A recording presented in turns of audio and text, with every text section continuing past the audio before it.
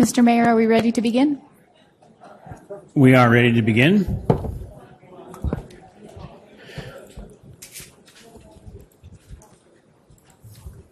Recording in progress. Good evening, and welcome to the regular meeting of the Petaluma City Council and the Petaluma Community Development Successor Agency for Monday, July 15th, 2024. If you wish to provide a public comment on tonight's agenda, please fill out a speaker card in the back of the chamber and bring it over here to our clerk. And I will now invite Monica Aparicio and Maria Galvez to provide information to those who want to participate in Spanish. Thank you and good evening. Hola, me llamo María Galvez y estoy con mi pareja de interpretación, Mónica Aparicio.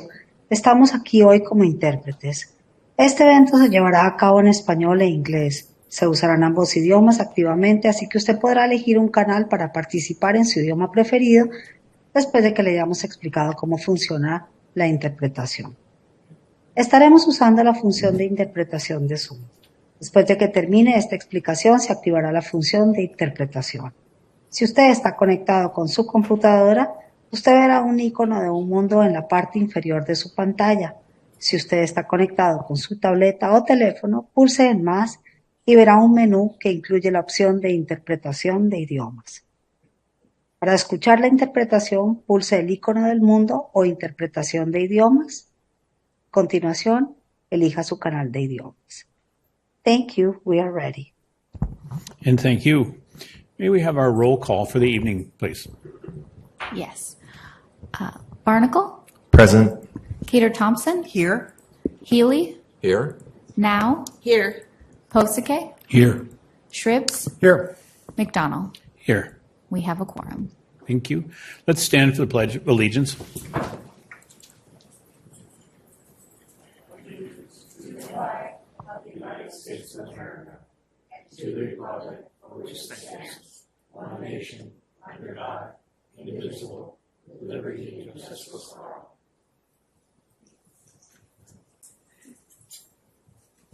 And a moment of silence.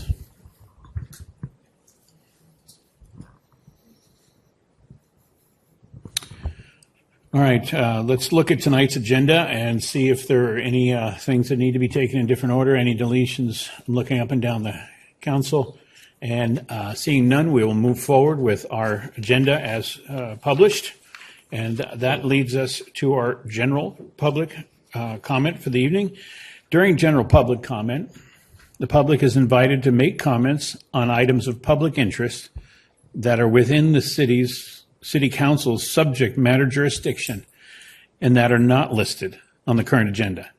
Public comments are limited to 3 minutes per person, but depending on the number of persons wishing to address the council, time will be allocated in equal shares totaling no more than 20 minutes. I'd like to invite our city clerk to indicate whether we've received online comments and then proceed right into our messaging. Absolutely. We did receive 12 general public comments. Those are posted online. And at this time, I will start a 30-second clock. For the general public comment, members of the public attending in person should bring their speaker cards to the clerk's desk if they have not already done so. Speakers are reminded to be respectful in their comments and that this meeting is being translated. Please pause between sentences for translation.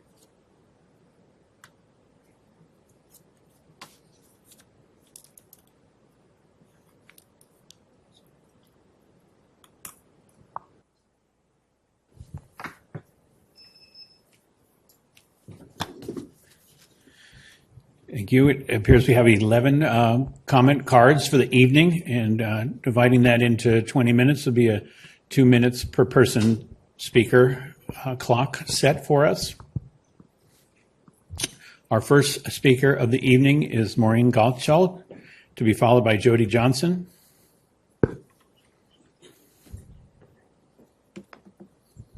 Hello.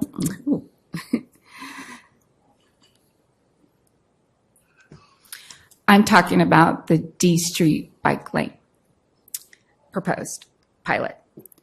I wrote an email on May 13th regarding my concerns about the D Street bike lane, how the rigid data collection for parking utilization was completed, and requesting third-party data collection for the pilot study.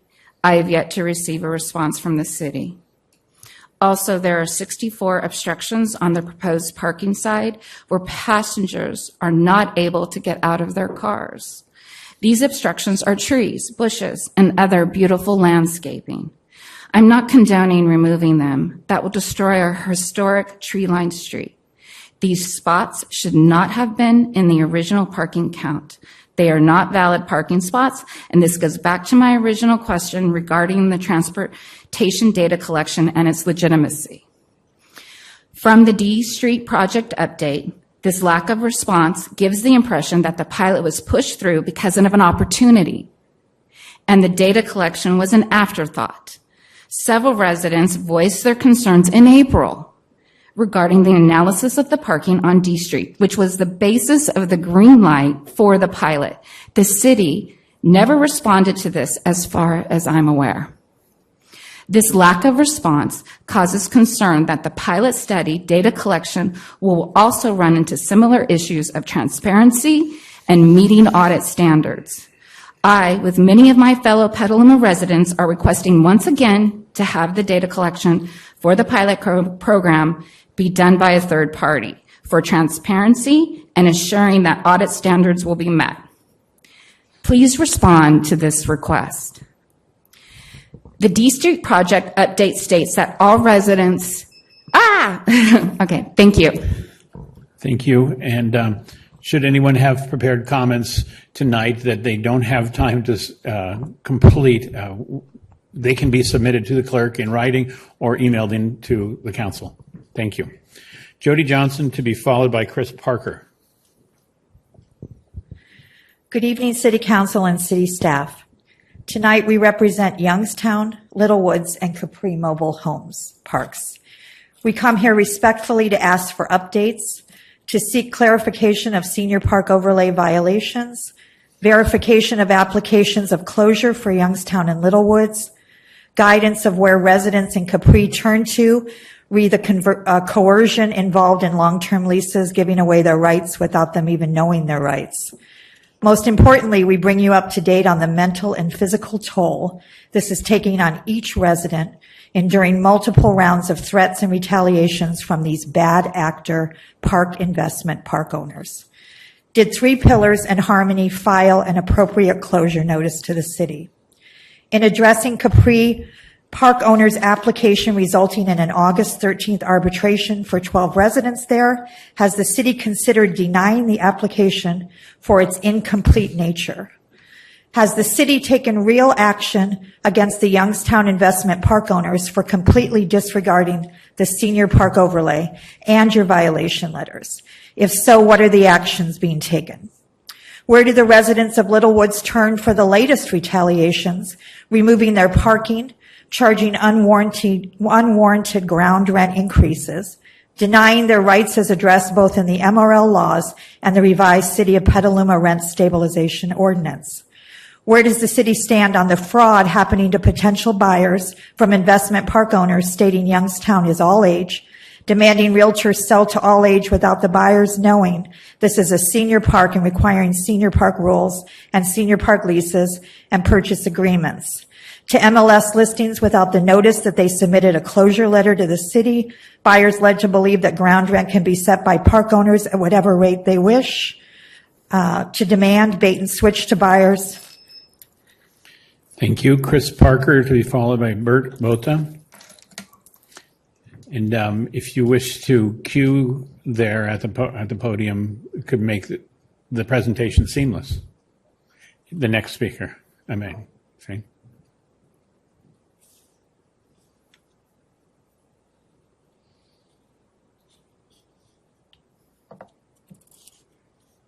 Can you also address the fraud stating that vacancy control does not exist?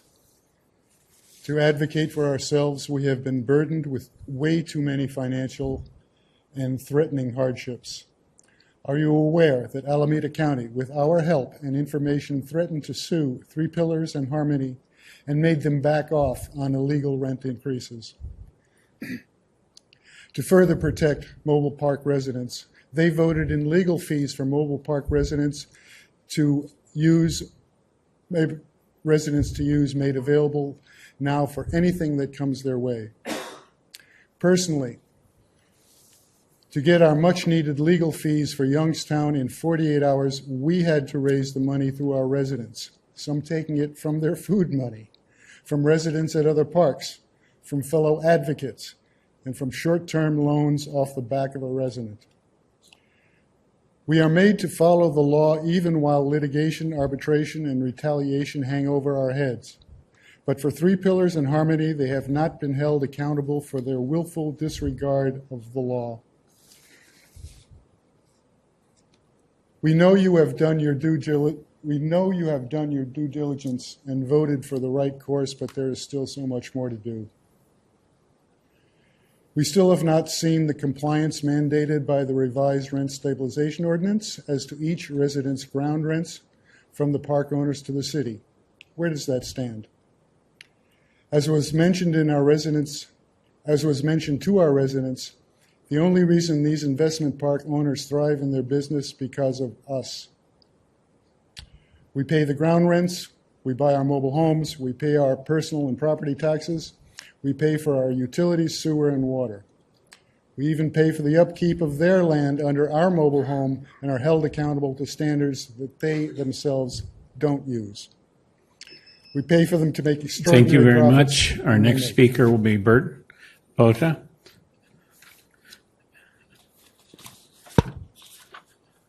To be followed by Tim Porteous.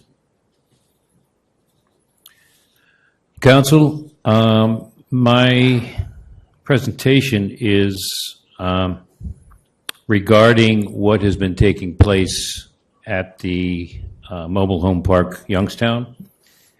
And what's wrong with this picture is that we endure stress and hardships brought on by these investment park owners, simply always wanting and demanding more.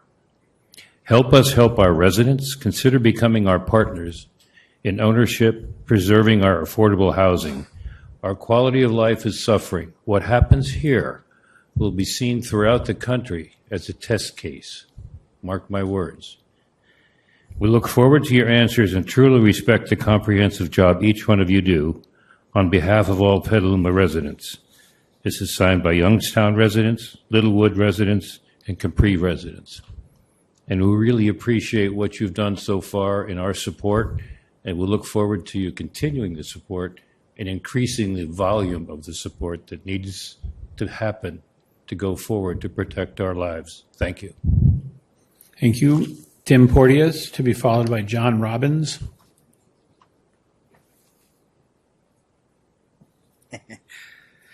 No more words for me to read here, I think. But greetings, council, staff.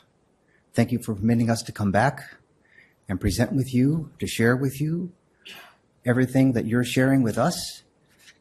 I appreciate everything that all of you do. I really appreciate my staff. You guys are bomb bad. We need help. It's kind of scary. But I'm wondering, if someone can ask you how to close a park, can you tell me how to prevent it? You have my email. If there's a way, please share it with me. I'll do whatever I can. And I'm sure there's a lot of us that will stand up and do whatever we can to do that. It's an awful thing to look forward to losing your home. Me losing my home. I have a lot of money and time invested in it, new flooring, new insulation, new walls I put up for, and I'm just going to lose it. My trailer is better than most after I've done what I've done. But to lose it to nothing, to some greedy hoopla, is horrendously terrible. So I'm still looking with you guys. If there is a way, I will do anything that you can tell me. Any ideas, any papers, and I really hope that you do not be continually saddled with trying to take care of the state rules, because I don't know how the city can be held to it. I really don't. The state made the rules. Well, it should be the state's. That's all I got, guys. Thank you very much. Thank you.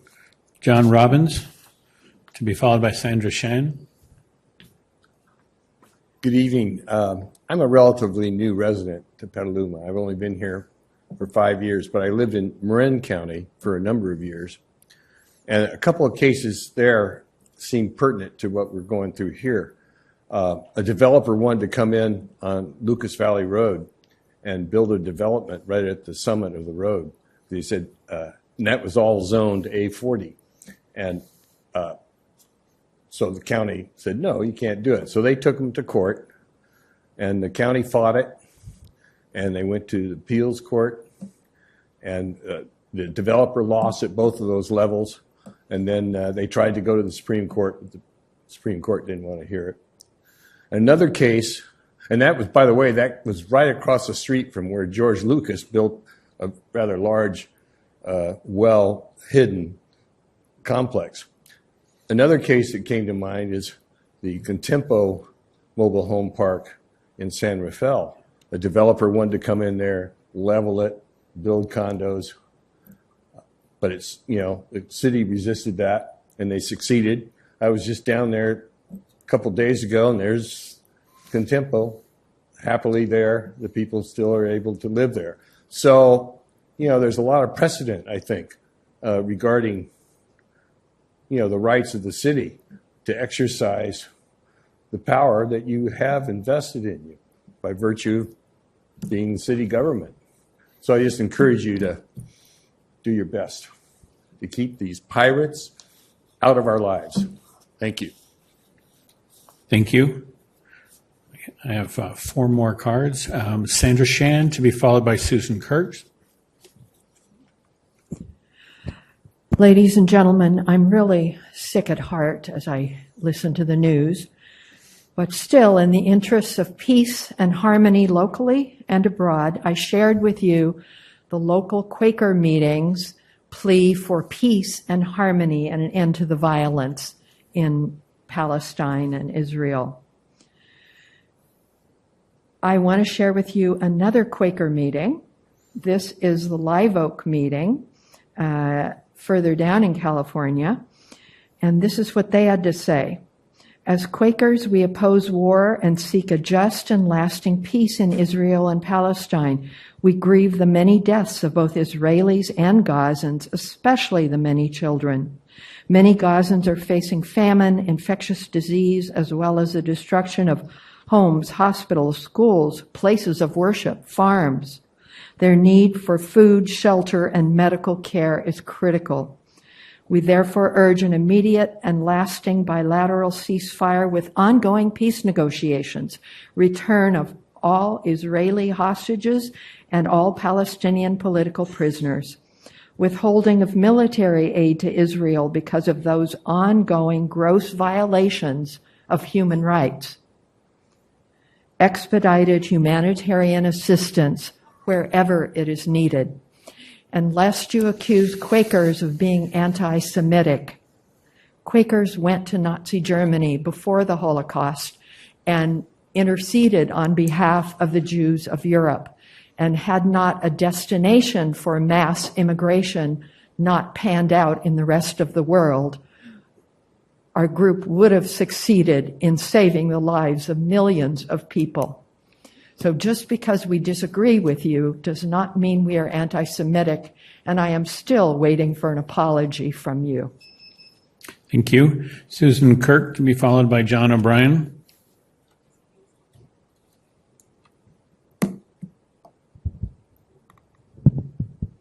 Thank you. Good evening to the community. My heart goes out to the mobile home residents who are here and speaking tonight. I'm Susan Kirks. I am president of Madrone Audubon in Sonoma County with many members in Petaluma, and I am the naturalist and chair of Paula Lane Action Network, the nonprofit that dedicated our lives to saving and conserving the Paula Lane open space property. On the way here tonight, I was thinking how much I didn't want to come.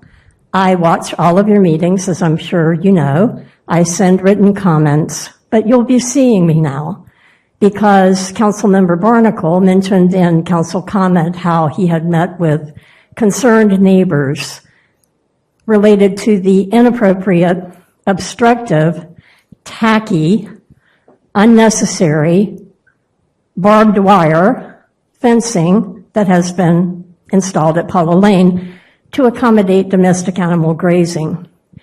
That should never have occurred. This is a property where grazing is not appropriate. Plan and our biologists have stated this on multiple occasions, and I continue to speak with the Open Space District about it.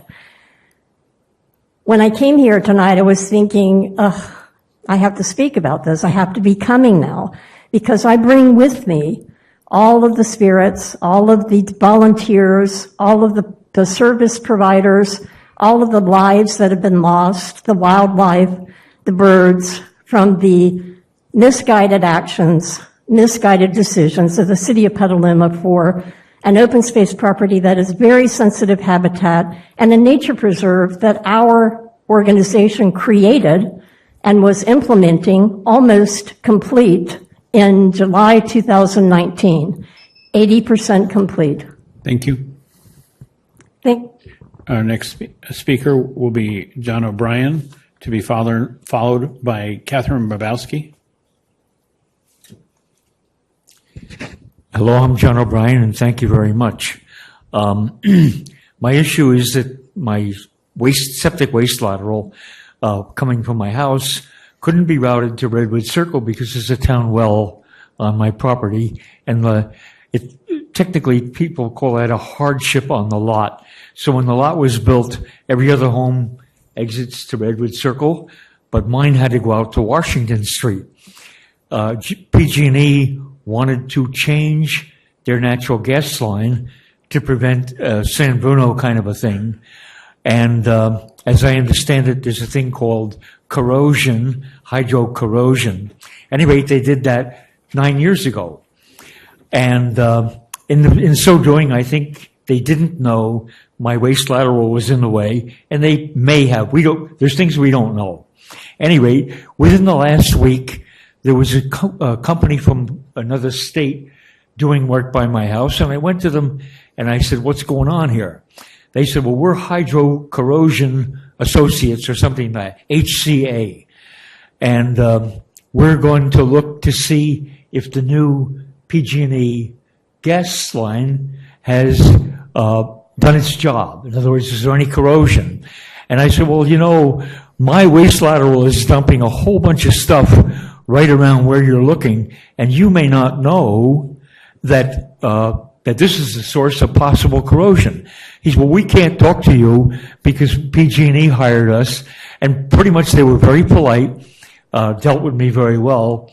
But I went and talked to my friends, and my friends said they're putting lines down, HCA, on top of other construction lines, just a short way down from where my lateral would be dumping a bunch of garbage in Washington Street, which I thought might be a sinkhole. But thank you. Thank you. Catherine Babowski, to be followed by Angeles Cruz.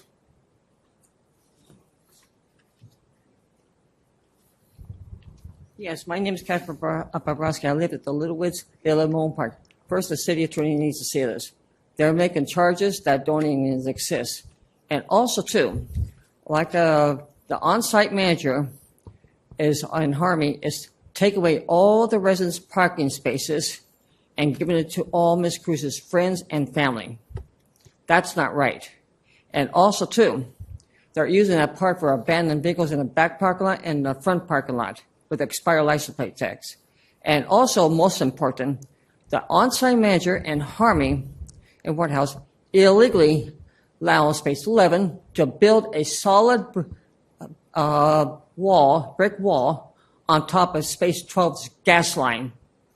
If there's ever a leak there, and they start digging there, the whole park would go up just like the San Bruno and the whole neighborhood. And also, too, with Space 11, illegally invented a number 11 right against my place. When that's not a parking area, there's a propane tank there.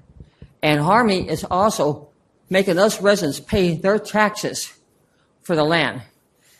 They should pay their own taxes for the land. And they're breaking all the laws you could count. So many you could count. These people belong in prison and be shut down. Harmony and the owners of Youngstown and Capri. Put a stop. Have the state come out there and stop these people. Thank you. Thank you. Angeles Cruz is our last speaker for the evening. Hi, thank you for letting me speak. I apologize for being late. I was at work. Some of you all may recognize my face because I speak often, but there's also some faces out in the crowd that you may not normally see. The residents of Littlewoods, Capri, and of course you know the Youngstown Resistance League in their blue shirts. I just want to acknowledge their presence here today. The residents of Littlewoods, who I'm kind of speaking on the behalf of today, are here, but they may not necessarily feel like sharing or maybe have chosen me to speak today. And essentially one of the main things that they're concerned about, besides the closure and wanting answers on that, which was addressed earlier, thank you to you all at Youngstown and Capri for mentioning that. And of course, the rent increase that they're trying to do for September, which we brought up at the last meeting. Besides those two things, the other thing that has come up is that they took away all the parking spots that they designated for us in December, and they have verbally given us prices and have changed those prices many times. And we've never gotten any notice of any kind. And that's concerning to folks that live at Littlewoods, because many folks don't have a carport at all or just one, especially when folks are working and maybe have work trucks or things of that sort. If they don't have the financial means to pay $200 for one parking spot or $300 for two parking spots, or whatever price it is they decide that day, it's unfair. Please support Littlewoods residents. Thank you. Thank you very much, Christina. That closes our general public comment period for the evening, and I'd like to bring it back up to council for council comments for the evening. And unless there's no particular staff comment on to direct directly. We do have some comments that I know that the city attorney would like to address the mobile home residents. Shall we bump you all to the front here and make your comments? Council's preference, if you want to do your Please comments do. first, I can. Okay. Thank you, Mr. Mayor. We heard tonight, and we've been hearing requests from our mobile home park residents for information, expressions of concern about communications from park owners. The new information about the parking spaces that's the first I heard of that tonight. So thank you for sharing that. But we have heard and seen communications from park owners noticing rent increases, second rent increases within the same calendar year, which our regulations don't permit. We've seen the concerns about noncompliance with the city's senior overlay, which was lawfully enacted and still in effect. We recently submitted a letter in the arbitration, the most recent Littlewoods arbitration regarding attorney's fees, because we don't think those should be able to be awarded under our regulations. We recognize the need for information from our residents, also the need for more information about the notice, apparently intending to give notice of proposed closure to the parks. I assure you, are reviewing all of those communications from the parks very carefully. We are not assuming that they are in compliance with our requirements, but rather we're carefully verifying that. We're communicating at the staff level. We'll be communicating with the council about what our recommended responses to these multiple issues are. What I can tell you in terms of closure is that there's a well-recognized principle in the mobile home residency law and the case law about the uniqueness of mobile home residency, and that is the significant investment that is required on the part of mobile home park residents in their homes, and that distinguishes them from other renters who just pay rent. They don't have to put up front their own capital investment to purchase and then maintain their homes. And the purpose of the mobile home residency law and the case law and our closure regulations are to ensure that those investments are protected. And if when a compliant closure application is submitted and the impact report is prepared and the council, based on the impact report, is unable to make the findings that our regulations require, that are intended, as I said, to protect the mobile home park residents' investment in their homes, so that they can't just be effectively taken from them through eviction or closure. If the council can't make those findings, then they are prohibited from our regulations of approving the closure.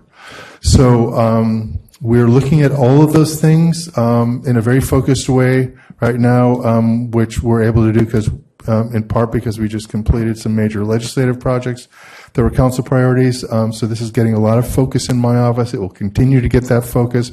We will continue to be grateful for updates from our mobile home park residents, so that we can address enforcement issues, both with respect to rent control, both with respect to the city's regulations about rent notices, also with respect to the legal requirement that residents have the option of renting rent-controlled spaces, and all those issues. So there will be more information to come.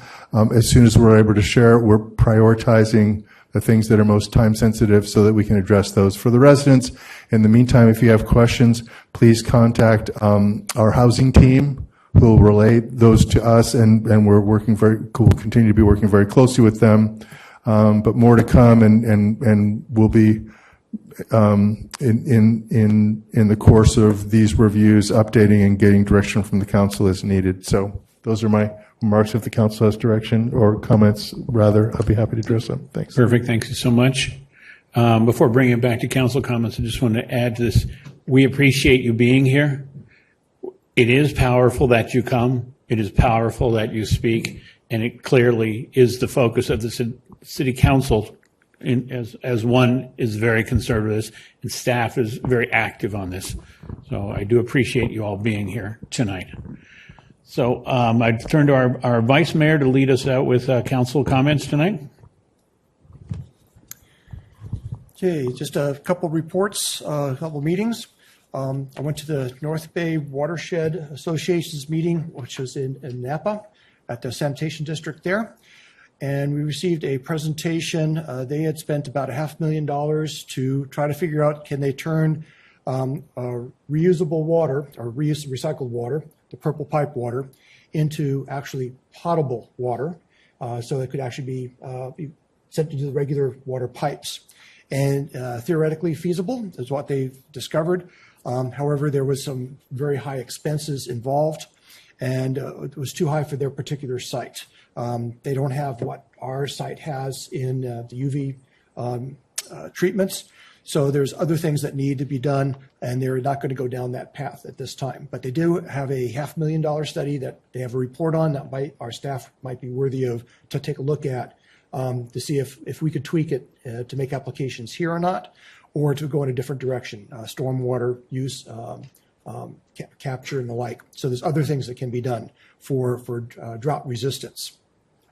The other thing we did there was a tour of the site, and they do have a regeneration unit from the solid waste, basically a methane production, which they now use for energy production.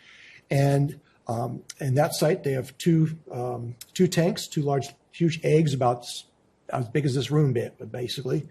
and they are generating the methane, cycling it through with the waste, and they are saving $40,000 per month in electricity by doing that. So that's another, I know that we are working on that at our site, but we would like to support that and keep that going to reach that goal. $40,000 per month savings is pretty tremendous. And we have that capacity here. We just need to get there. And I know Chelsea is working on that. Other meetings, I went to, there was a report. This is the Marin County report by the grand jury, and they have a title of their 13-page document report that they just submitted April in 2024. That's fairly recent. And with power comes responsibility, youths under 16 operating Class 2E bikes. So they have a whole report on e-bike safety and what's going on there. And they have recommendations for Marin County as well as the cities in Marin County. And we may want to mimic and follow what's happening in Marin County and follow it up here and look at the same. They're looking at a lot of safety issues, registration for youths and the like, preventing youth because of injuries of youth in under 16, having a high incidence of accidents now and ending up in the hospital because they're basically going too fast, not understanding. So they're recommending safety and education and rules, and maybe looking at their bike lanes and how they can be done down there. Along with that, also another bike webinar. This is a McKinsey Center report on e-bikes, on the global market of e-bikes, which they see is at least tripling, if not more, within the next 10 years, with Europe leading behind China and then the U.S. as far as potential markets. A huge expansion of marketplaces expected.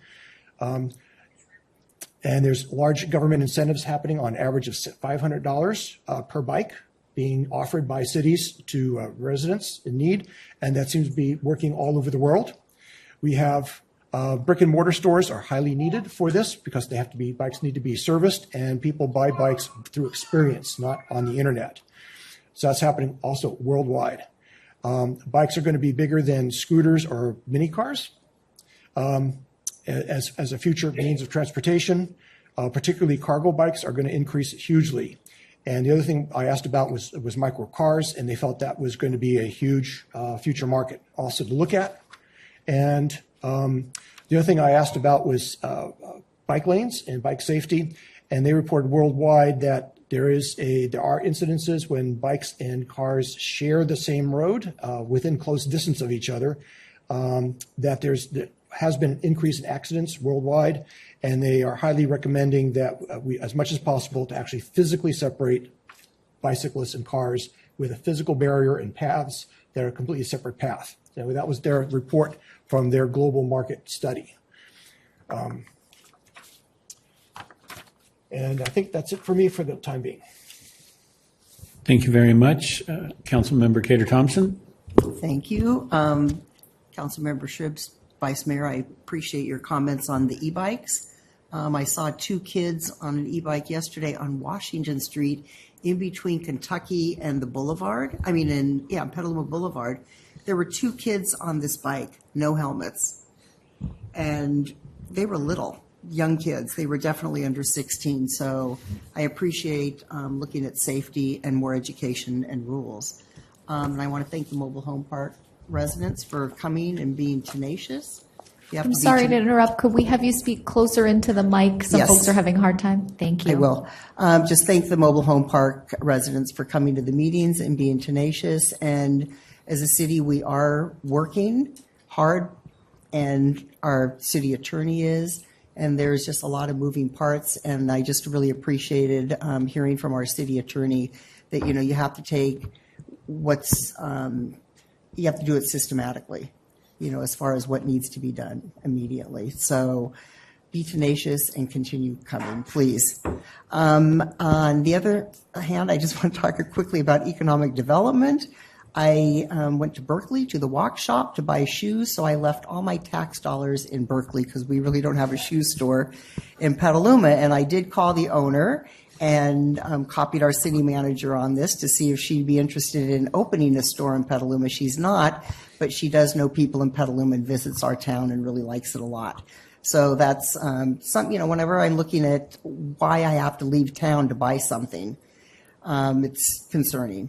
And then the other thing is I don't have any liaison reports. I was on vacation, so I missed my planning commission meeting, and I didn't have any other meetings during this time period. So that's it. Thank you very much. Councilmember Barnacle. Thank you, Mr. Mayor.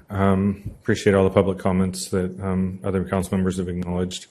First, I'll say thank you to all of the staff and volunteers that worked on 4th of July, the hotel, Lou Casey, the fireworks, last weekend, the Art and Garden Festival, just tremendous amount of good spirit going into our community right now, and I really appreciate it. I had one liaison appointment to Sonoma Clean Power. A couple of notable things coming up there. Sonoma Clean Power strives to be 5% below PG&E. For the last 2 years, we've been 7% below PG&E. There's a regulatory thing that happens, and they adjust it from time to time. It's called the PCIA. I'm not going to bore you with my butchered attempt to try and explain what it is. But essentially, right now, our rates are forecasted to be 3% below, and so we're going to be looking at ways to trim the rates so that we keep at 5% below PG&E. Also, a good update is the geozone, which is the geothermal zone that's happening up in the geysers.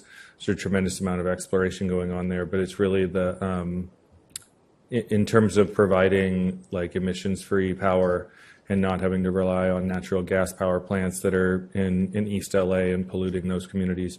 Geothermal's like the best thing we have, and it's a local resource. It's extremely abundant, and we're making great strides in identifying sites, and there's just going to be a heck of a lot of really good paying family jobs happening from the geozone.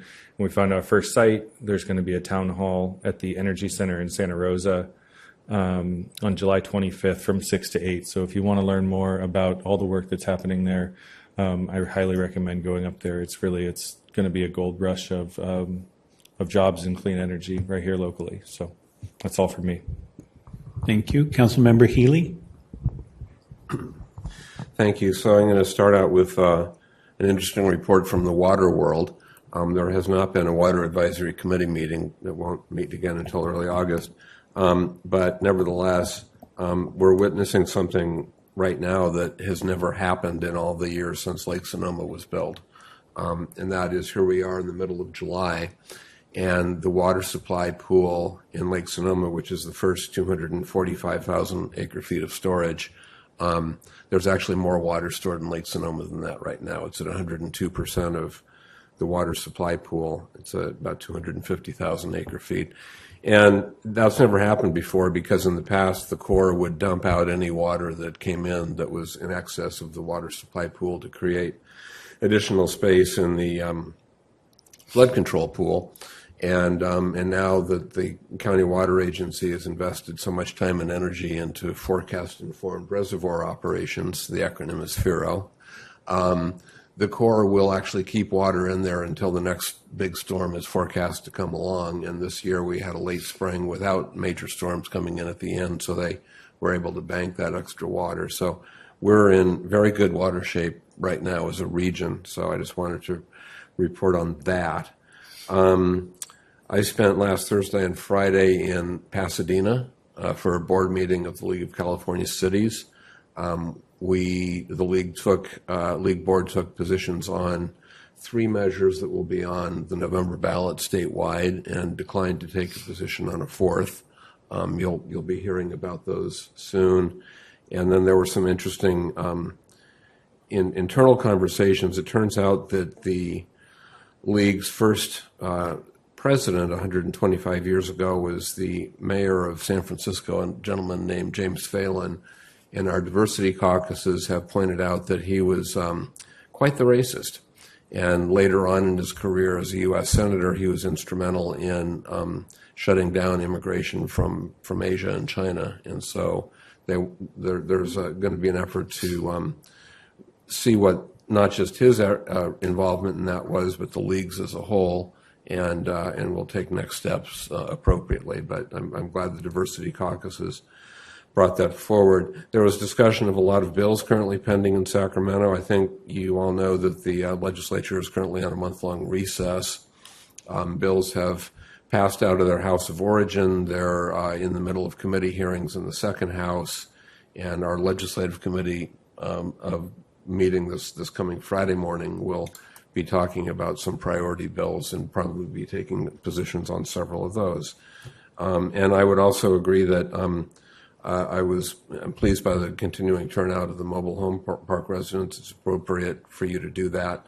And I appreciate the city attorney's comments. And I was just wondering if the city attorney would want to indicate when we might be expecting some revisions to our existing measures to come back to us, because I know there have been discussions about that, and that would be a good thing. And then finally, I do agree, and I have agreed that with the speaker who said that the parking studies on D Street were inadequate, and I don't expect the city to agree to redoing it, but I think the residents do deserve a response to their request with some kind of rationale for that. Thank you.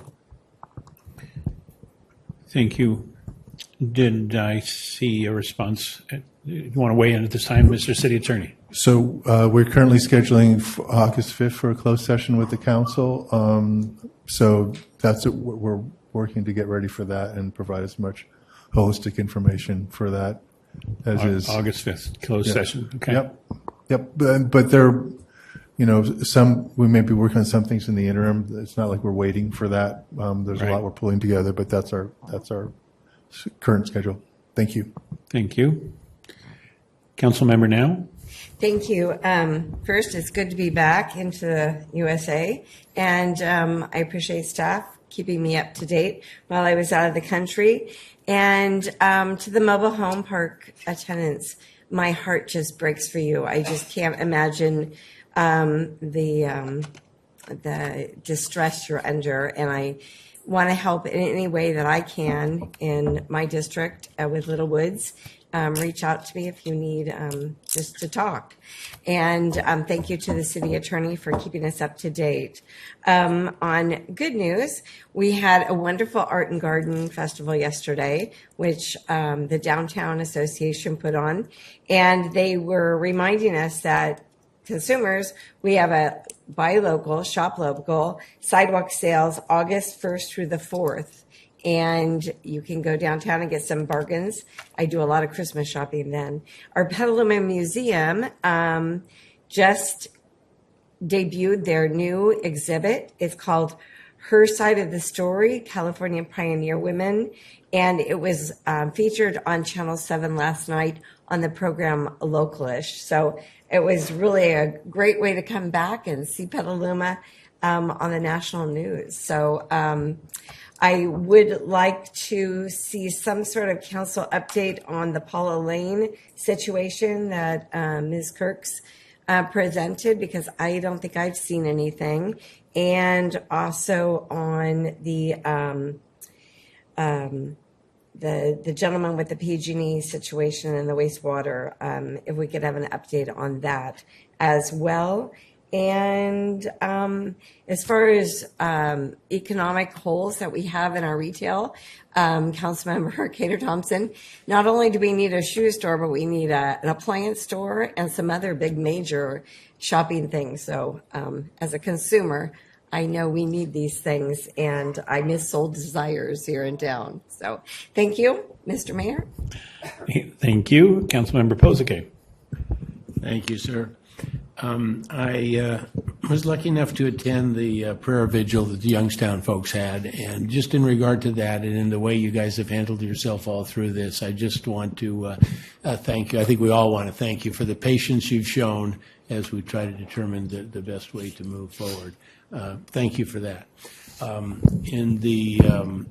In respect to the Homeless Coalition, we have meetings all the time, and I would just like to update you in terms of the fact that the homeless prevention project that the city has helped support, along with the city of Santa Rosa and the county, to be countywide is the applications, I believe, are all in at this point, and although they've not been evaluated, so that we'll be choosing the overarching organization to run the program as well as local hubs in the next month.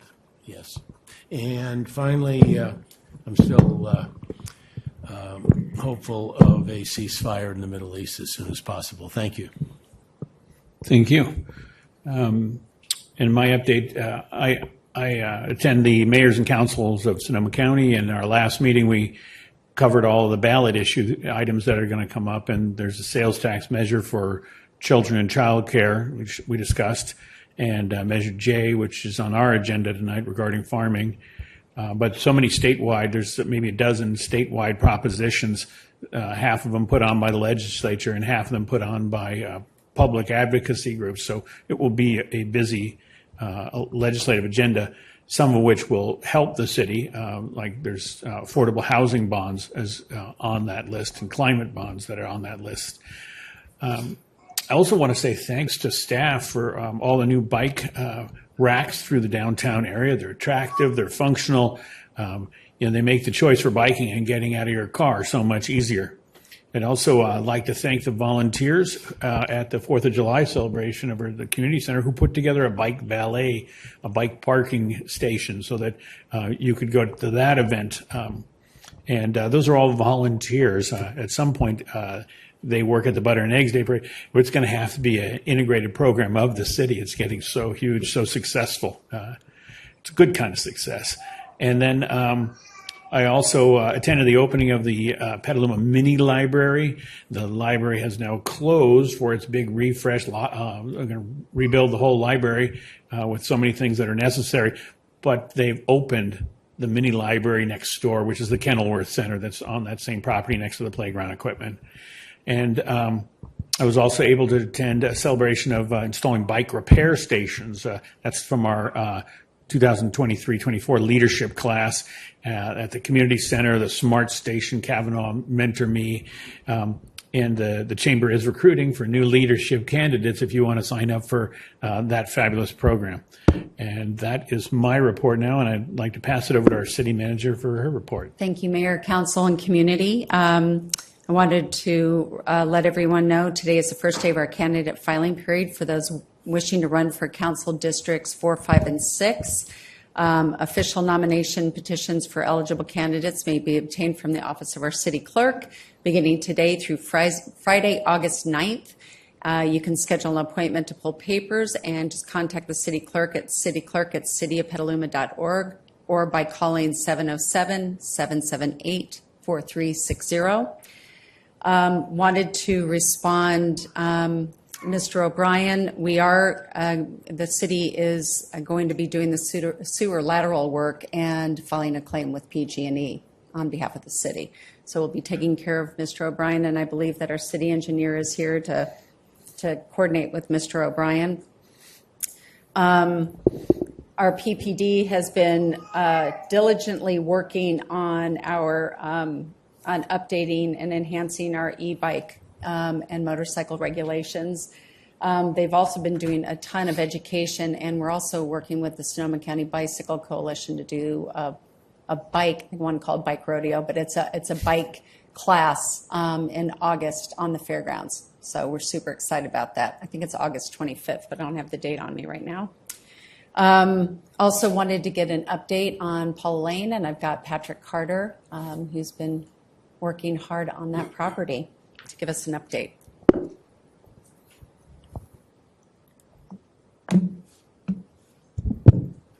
Thank you, City Manager, Mayor, Council members. Trying to avoid making this a staff report, I'll try to be brief on this.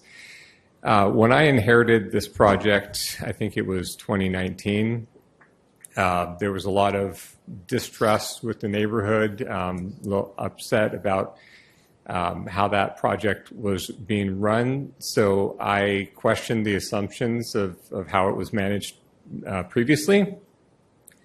I gathered some experts from the University of California Cooperative Extension, the Sonoma Resource Conservation District, and our biologist team on soil ecology. They determined that the site was poorly managed. There were invasive plant species that were taking over on the site, crowding out the native plants and the animal habitat, including that of the protected American badger. And it was diminishing the conservation values of that site, which the city is required to maintain by our conservation easement. So talking with that team, figuring out how we could improve that site, how we could repair some of that damage, they determined that short-term regenerative grazing would be appropriate to resolve those issues, as well as to reduce potential fuel that could exacerbate a wildfire if one were to happen on that site. So that was the genesis of that grazing plan, and in that plan, there needed to be fencing. So that's why we're talking about a fence here. It's replacing existing fence, which the existing fence included barbed wire. In many of those locations, it was replaced. We've made some initial refinements to that fence with our contractor that installed it, and we're continuing to examine additional refinements to improve the access for wildlife on that site coming and going from it. So that's kind of it in a nutshell. More information to come in the future, and we'll keep updates coming. Thank you. And just a reminder that we have the Petaluma Music Festival at the fairgrounds Saturday the 27th. We've got Rivertown Revival this weekend, Friday and Saturday from 5 to 10 p.m. They're calling it Rivertown Revival After Dark. That's at McNair Peninsula. We have our National Night Out on Tuesday, August 6th from 4 to 7, also at the fairgrounds, and that's sponsored by our police department and the city. So inviting folks to come out for family-friendly events, free food and activities, and get to know your city. And I know I'm missing a bunch of other events, but 'tis the season, so hope that people come There out. is no shortage of events, are there? Very busy. If I could, it would be great if we had that snippet of a Paul Lane staff presentation. If we could have that posted to the city's website, as a summary of current actions, and perhaps any reports and things posted to that too. We will be updating our website and also putting signage on the property as well. Yes to both, and the website was updated today. Thank you. Thank you. I mean, we can't go too far in terms of transparency and communication with the public. So thank you very much for that report back. And so at this point, we move forward into our consent calendar. And I know maybe some of you might want to spend your evening a different way than listening to our business items. But we'll pause for 30 seconds while some of you make your way to the door.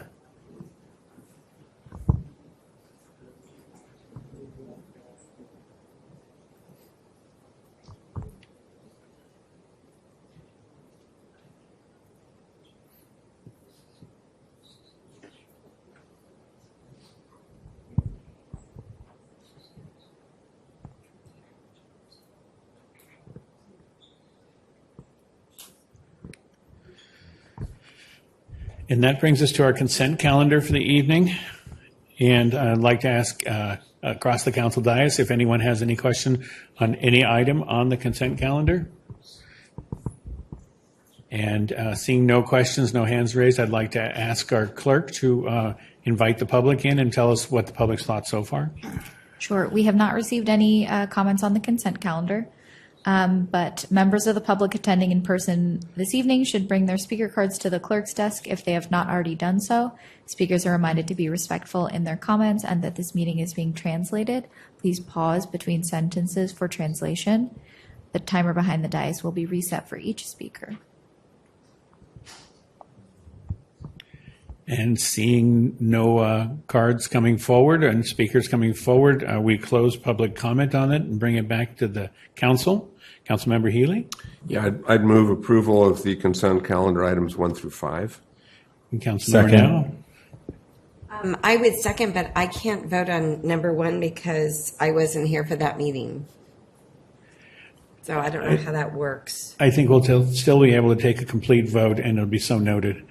And so we have a second from Barnacle, and so, no, we have a second from Now.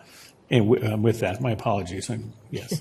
So we're clear on where we're going, and seeing no other comments, roll call vote, please. Barnacle? Aye. Cater Thompson? Yes. Healy? Yes. Now? Yes. Posake? Yes. Shribs? Yes. McDonald? Yes. Motion carries. Thank you very much. That moves us into item 6, and that's a public hearing and matters for consideration. This is the first reading of ordinance to change certain appropriations for the operation of the city from fiscal year 23-24. Resolution authorizing the commitment and release of various general fund reserves for specific uses, and finding this action is not a project pursuant to CEQA. And to help us with this, Jesse Gooch, our finance director.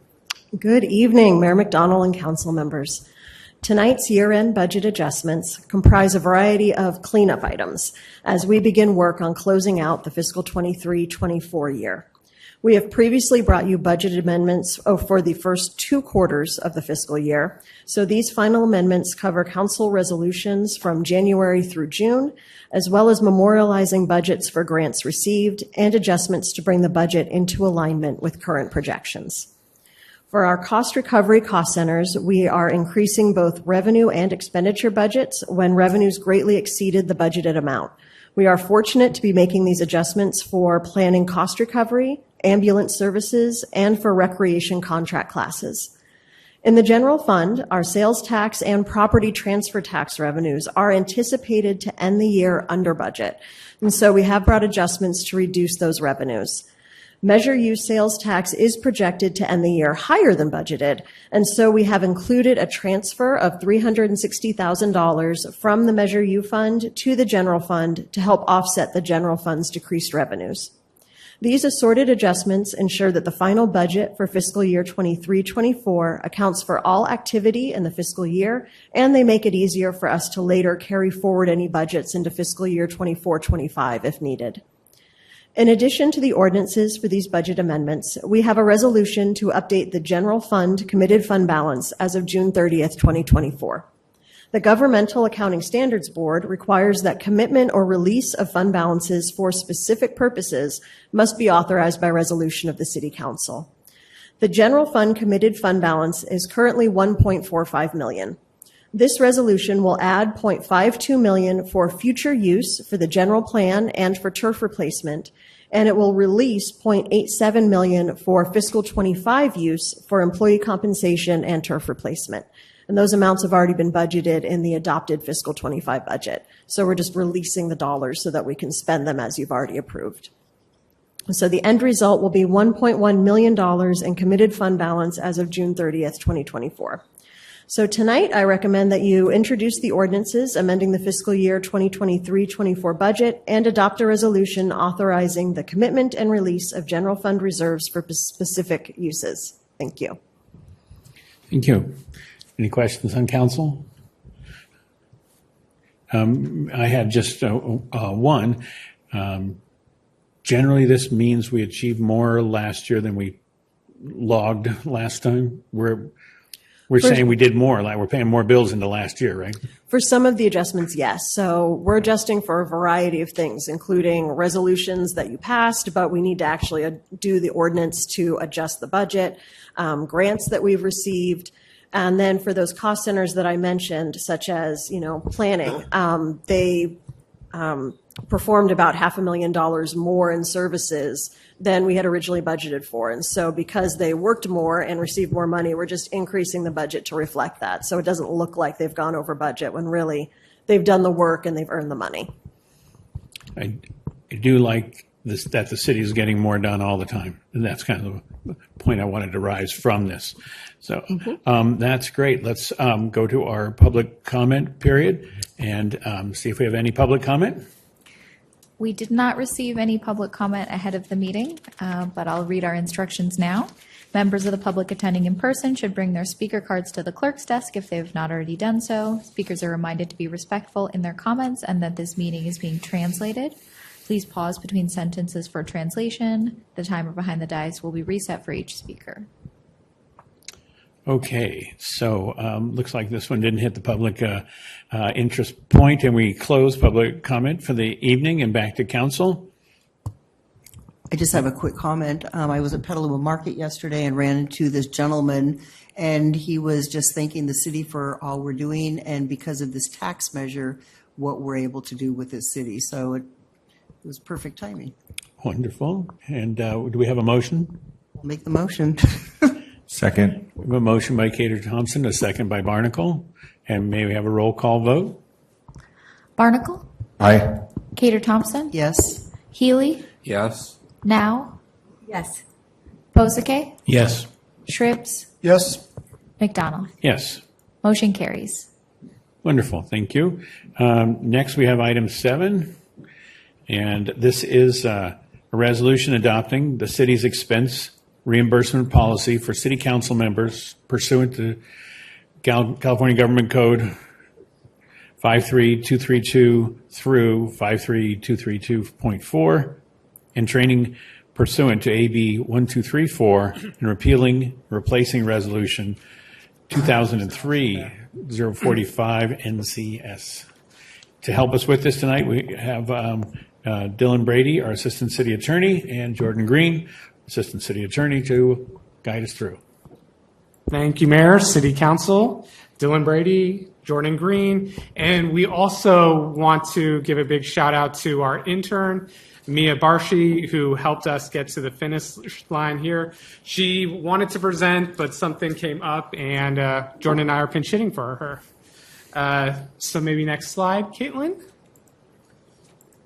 So the government code allows city council to be reimbursed for their actual necessary expenses to perform their official duties for being city council.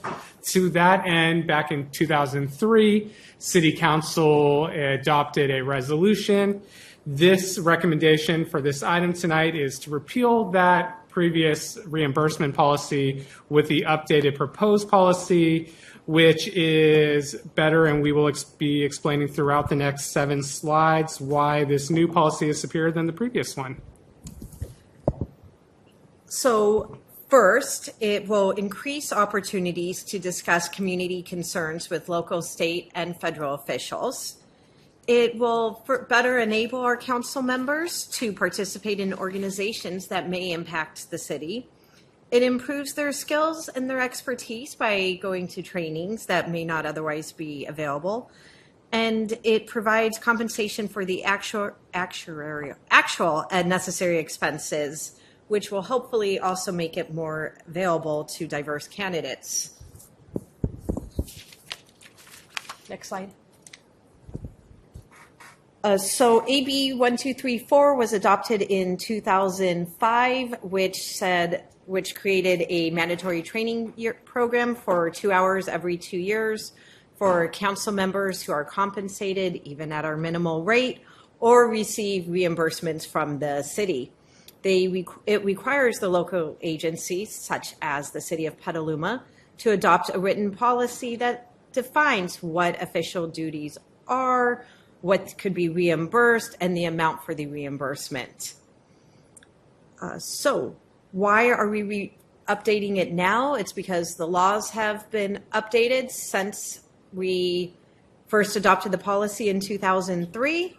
This will also allow for more transparency, so our community members may look at the policy and know what your official duties are, as well as what cost will be reimbursed, and it adds clarity.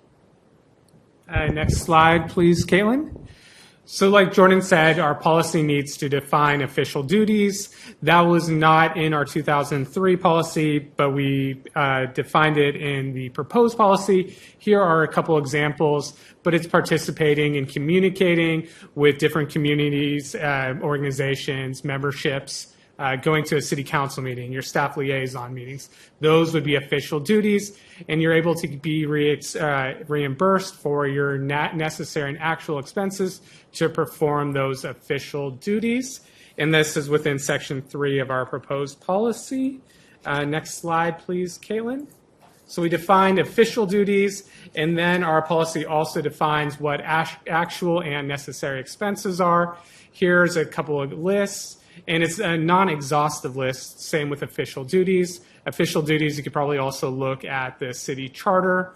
That will help explain what the city council official duties are. But those actual and necessary expenses as part of your official duties could be transportation. That includes airfare, gas, car rentals, taxis. Our 2003 one had limo services, so we struck out limo services. So you won't be able to be reimbursed for limos anymore to go to conferences. But there is lodging, that's hotels. If you go to city council or Cal City meetings and conferences, the meals, those are per diems. And then there is a big catch-all miscellaneous, which might include, as an example, business cards. And then this is also defined in Section 4 of our policy, and it provides some exclusions. That would be personal items, alcohol, tobacco, gifts for spouses, items like that. So one more improvement in this policy is that it relies on federal rates, which are annually updated, and they are per geographic location. Our old policy provided for 36 cents a gallon reimbursement. Right now, it's at 67 cents. So this allows the policy to be updated with the yearly updates. If for some reason if for some odd reason our finance director declined a reimbursement, our council member has the right to appeal that. It also, if there are any violations of policies or this policy by council members, there is a section for how we would address that. This is all required by the law, which is why it's included in here. It describes that the city clerk will maintain the records, so in case there's any Public Records Act request, your submittal and what's provided will be with the city clerk's office, and that's disclosed to the public. And the policy, which is also required by law, requires that council members report at the next council meeting about meetings they just attended, just as Council Member Healy did about the League of California Cities.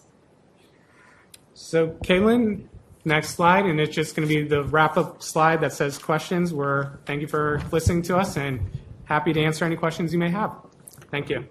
Thank you. Appreciate the very concise report. And Vice Mayor Shribs. Yeah, just to get a little more concrete on what's allowed and not allowed, because so far I've taken care of all my expenses myself. So far I haven't even put anything in, but I might actually now. So at 60 cents per mile, does it matter if I'm driving my very expensive truck, or am I taking my EV car, or am I taking my EV bike? Can I take all three in 67 cents per mile no matter what? That is a great question. So I don't know if the federal IRS per mileage accounts for different vehicles. I think it just says 67 cents a mile, so you might be, I don't know. So if I come here tonight, it's two miles on my bike, I can charge 67 cents per mile for the 2 miles. Well, your car vehicle, I don't know about a bicycle, but we can look into that. Okay. Hopefully explains in the federal government. Because the bike still costs me money. Yeah. Okay, anyway, that's just to be clear. And one thing I would challenge you maybe on the limo, because I think Uber and Lyft are considered limos, not taxis. So if we are in a foreign city and need an Uber or Lyft somewhere, those are considered limos, I think, and not taxis. So you may want to reconsider your limo service. Not a real limo, but Uber and Lyft might be allowed then if you allow limo services. Well, the policy does allow for some discretion. So an example like that, you would be able to say, here's what I took and here's why. And then our finance director and city manager could review that. Well, and I'll just add to that in our policy in section 515, it says taxis, shuttles, or other transit. So it was a little tongue in cheek that our previous one said limos, but I think that limo would fall within the other transit. Yeah. Okay, good. And then on, since we're allowed $5 a meeting, so if I go to other meetings, like I go to several meetings every month that I'm required to as part of the services, so I can charge $5 and put that down for every meeting like that? I believe that's a charter requirement, and it's only city council, but the mileage to and from those meetings, that would be able to be recovered. So I get nothing on a per hour basis for those meetings. Just be clear on where these things are.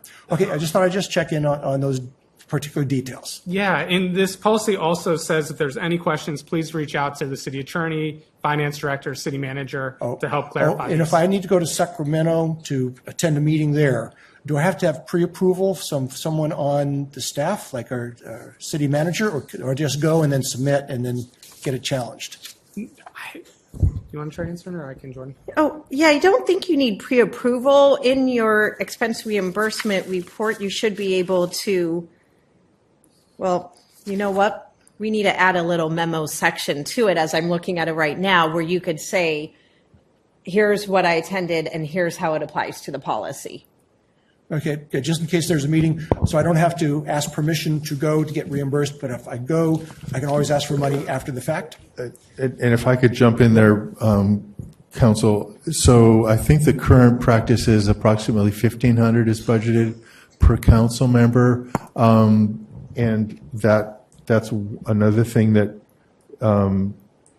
that supports your not needing pre-approval to carry out official city business. If you have questions, you can always check with finance or the manager's office. But this policy is really designed so that you can continue to function as you have. Council members have been great about reporting about, what they're doing when they're in official city business, but to make sure that it's clear that you can be reimbursed for your what would otherwise be out-of-pocket expenses for carrying out city business. And I think it's more there's that budget amount, and the city manager can elaborate, or Jesse can too. But if there's something that's sort of outside the norm, that's a substantial expense, that might be worth checking with staff about. And Councilmember Shribs, you have checked in with me before, so don't ever hesitate. If there's something that you want to attend, just to check in. Don't need pre-approval because you're free to go and attend whatever you want. Right. But if it's on city business, we want to make sure that you're not out of pocket. Right. This is not intended to constrain all the good work the council does for the community. On the contrary, it's designed to support that and also facilitate you sharing the work you're doing at subsequent council meetings. So that's really what it's about. Good. And assume that there's a special form that needs to be filled out now, a different form, or? We have the city council expense report form. However, in reviewing it, we need to update it to allow the council member to put a little memo as to why it applies to the policy, to their official duties. Okay, good. Thank you. Thank you. One more last question. Can we backdate it to the beginning of the year? January? Well, the current policy is still in effect, so as long as it's in compliance with that, and really there's not too many changes besides some legislative allowing the federal rates to provide for in the future. So if you were likely able to qualify under this one, you'd be able to qualify on our current one, so you'd probably be able to. Okay, so I can backdate it to for the year. Okay, thank you. There's no, you need to report within 30 days or anything like that, but yeah. Thank you. Councilmember Healy? Yeah, no, I'm fine with these changes. I just wanted to clarify one point, and that is that with respect to my trip to Pasadena last week, my service on the League Board of Directors is reimbursed directly by the Cal Cities. It's not reimbursed by the city.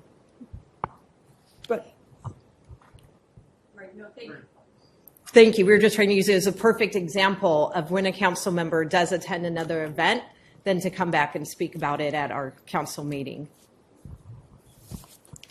Thank you. And I guess that's because you're an official officer of that body now, right? Yeah. Congratulations. Councilmember Barnacle. Councilmember Pozike. I think this doesn't seem quite right now, but I made a note here about the no reimbursement of tips over 15%. And I think I'm seeing more and more when the screen comes up offering you to make a tip that it starts at 18%. I just wanted to ask if we should reconsider that. Yes, we'll definitely consider that. Good, thank you. And then for clarification, that vehicle reimbursement, is there a guidance on out of jurisdiction or something? I mean, we were kidding here about bicycle to meeting, but our general meetings aren't really reimbursable travel. No, I believe that's right. We do say there's a 50-mile thing, so any meeting outside of 50 miles, and that's in section 5.12. You're able to require to use our personal vehicles within 50 miles, and then anything outside the mileage would be able to get reimbursed for the mileage.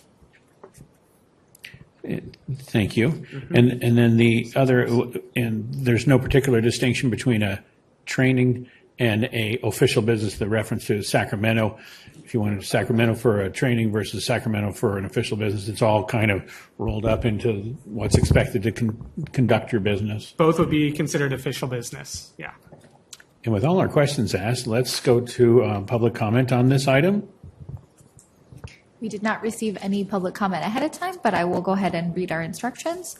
Members of the public attending in person should bring their speaker cards to the clerk's desk if they have not already done so.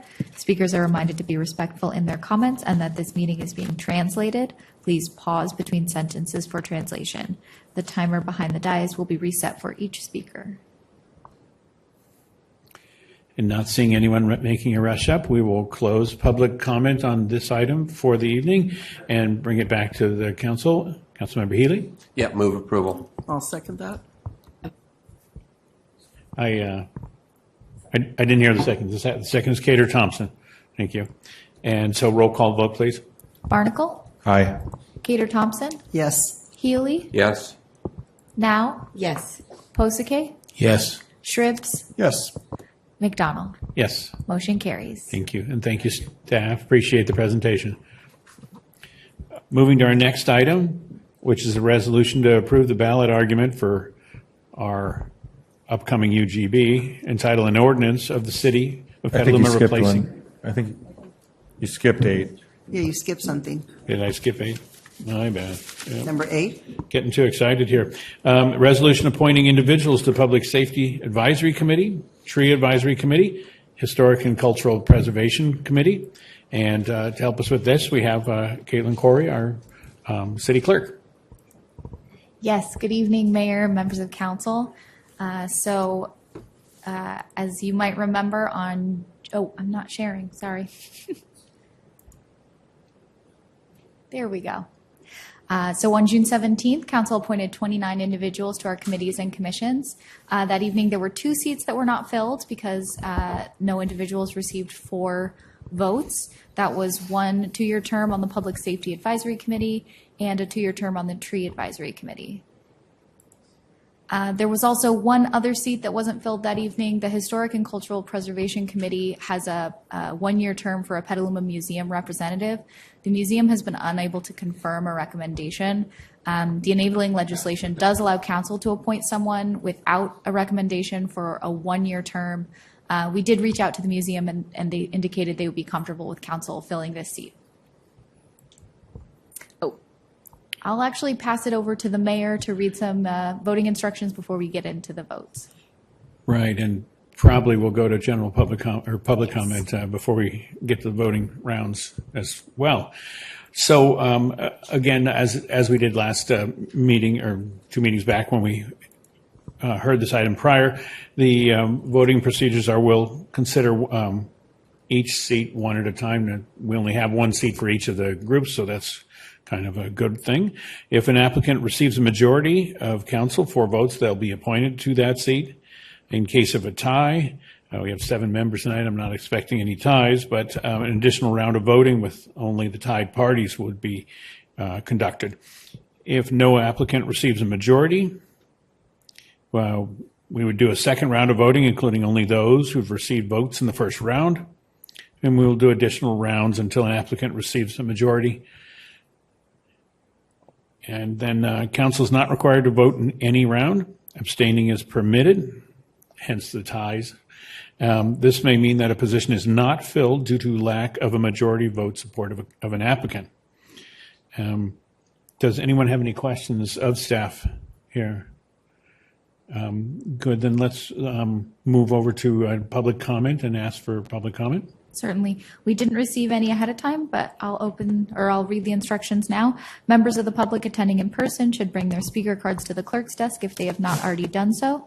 Speakers are reminded to be respectful in their comments and that this meeting is being translated. Please pause between sentences for translation. The timer behind the dais will be reset for each speaker. Seeing no one, we will close public comment. Did also want to note that appointments.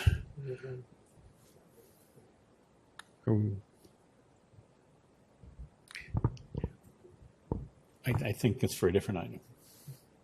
So public comment is closed, and I'll continue. The appointments are a hugely important part of the city council's responsibilities. The appointees are public officials, and they need to have certain skills. And among those skills is respect for their position, respect for the role of government, and respect for the staff and consultants that they work with. Dissenting opinions are valuable and natural, but it must never become personal attacks or vilifying of others in the process. The public is best served by appointees that value other people, who listen to all opinions, and then act in good faith. The public is not well served by people who do not respect others or that engage in personal attacks on others. This should be an obvious and fundamental to the council's appointment votes. I did want to just say that and then move us back to our clerk for the continued voting round. Great.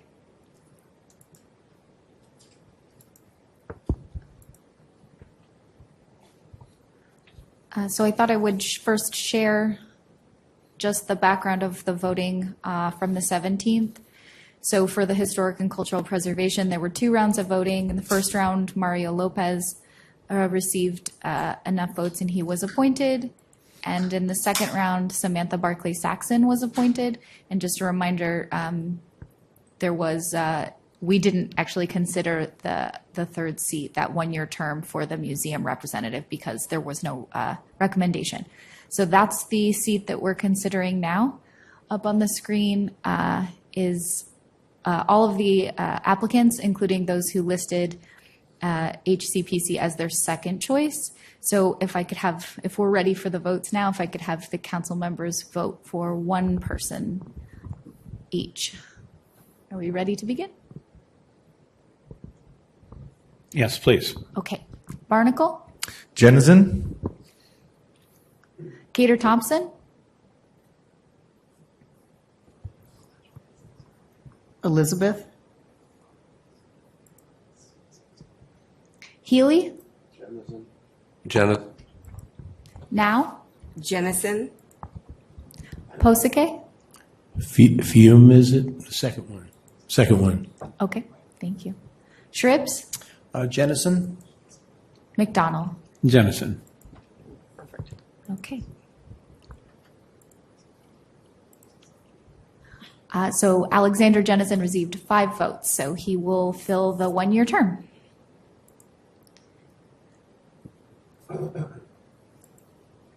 Moving on to the Public Safety Advisory Committee. At the first round, we were able to appoint Michael Miller for one of the 4-year terms.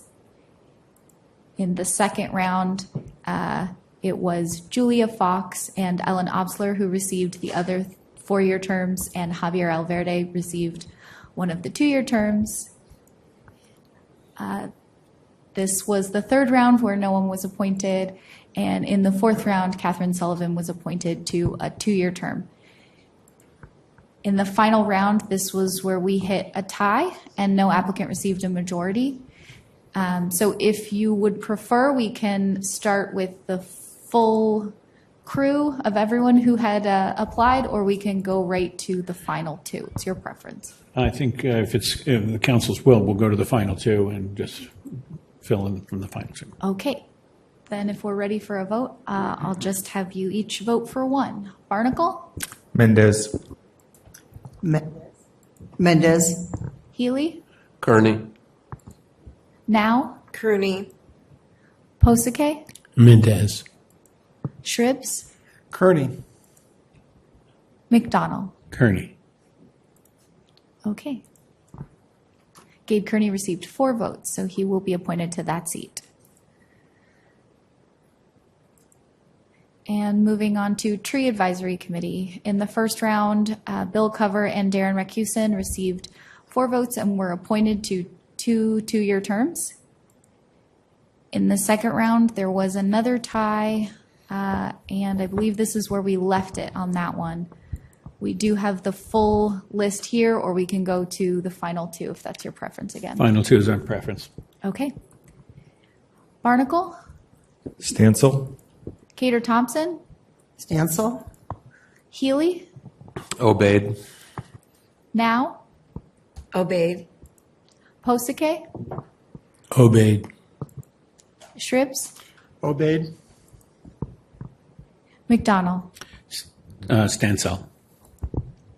Okay, thank you. And Taryn Obaid received 4 votes, so she will be appointed to that seat. And that's all for this evening. Thank you for making straightforward what could be so complicated. Absolutely happy to help. We'll need the final motion for you.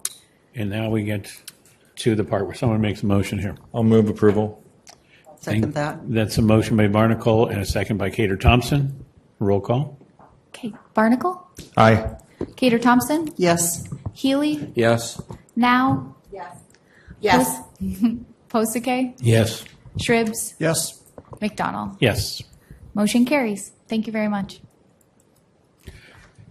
Thank you very much. That brings us to number 9, which I was overeager on before. A resolution to approve the ballot argument for our measure entitled An Ordinance of the City of Petaluma Replacing the Existing Petaluma Urban Growth Boundary to modify existing references to specific possible expansion areas, modify criteria specific to transit-oriented development, and extend the term of the ballot urban growth boundary through December 31, 2050.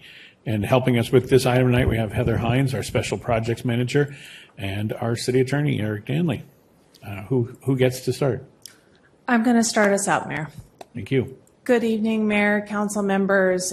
So we are back this evening to do some of the follow-up from your consideration of this item on July 1st. So as you recall, City has a long history of local efforts to manage growth. It really started in the 1960s in a response to sprawl and concerns about failing infrastructure. The urban growth boundary was first adopted by voters in 1998.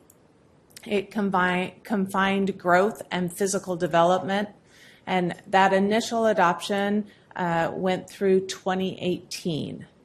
But after adoption of our general plan in 2008, in 2010, we went back out to the voters to extend that urban growth boundary to 2025. And so we are nearing the expiration of our current UGB at the end of 2025, which is why we began the process of coming before you to discuss a ballot measure to extend the current UGB. So we came before you in January for a workshop to start discussion and get direction from the City Council. We then went to Planning Commission with ballot language in response to the Council's direction. And then we were before you on July 1st with that draft ballot language, which the Council did unanimously approve for the November 5th election. So I want to just remind members of the public the ballot language that the Council did approve to be placed on the ballot. There is no change to the existing UGB boundaries. The changes are to extend the term of the UGB, urban growth boundary, through the end of December 2050. And that was chosen to align when we would anticipate we would have our next general plan. There were modifications to criteria specific to transit-oriented development and elimination of references to specific possible UGB expansion areas, with the exception of a possible UGB expansion area approximately a half-mile radius from that North Petaluma station. There were also conforming amendments to the general plan with all of the references to the UGB and that expiration date. So that is the ballot language in summary that the City Council approved on July 1st, and that will be placed on the ballot for the November 5th election. At the July 1st consideration of this item, the City Council also motioned to authorize a subcommittee of the City Council to prepare a draft argument for the measure. And that is really the focus of why we are here before you today. We have returned with the draft that the subcommittee put together for consideration and adoption by the full council. I want to remind the council of two things specific to this discussion. The first being that based on requirements of the election code, only the signatures of the first 5 council members to sign the argument will actually be printed with the ballot argument. And then the other item is when the council motioned for the subcommittee to prepare the argument, they also included in that motion that should a argument against the measure be submitted, that same subcommittee would prepare a rebuttal. And because of the timelines associated with when things have to be submitted to the county, that rebuttal will not come back before the full council in order to meet those timelines. So I just wanted to kind of touch on those things unique to tonight's discussion. So the argument in favor of the measure was included in your packet, and that's really the purpose of tonight's item is for any discussion on that argument as drafted, and ultimately a vote to that.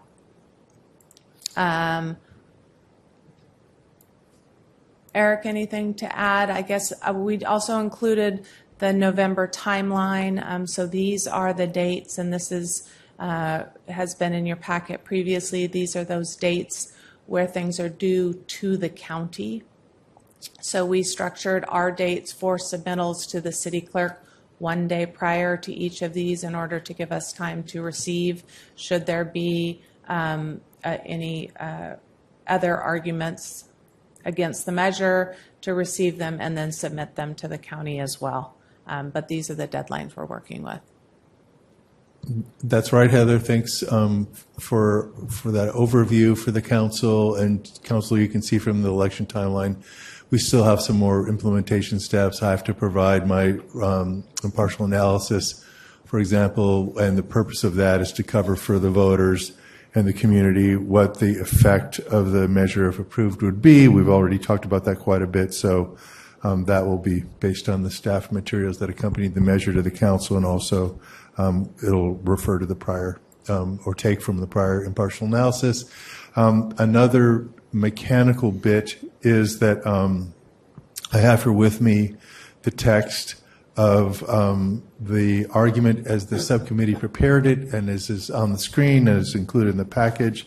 And we've got signature lines for in this order for the mayor, for the vice mayor, and then council members Barnacle, Cater Thompson, Healy now, and Posake.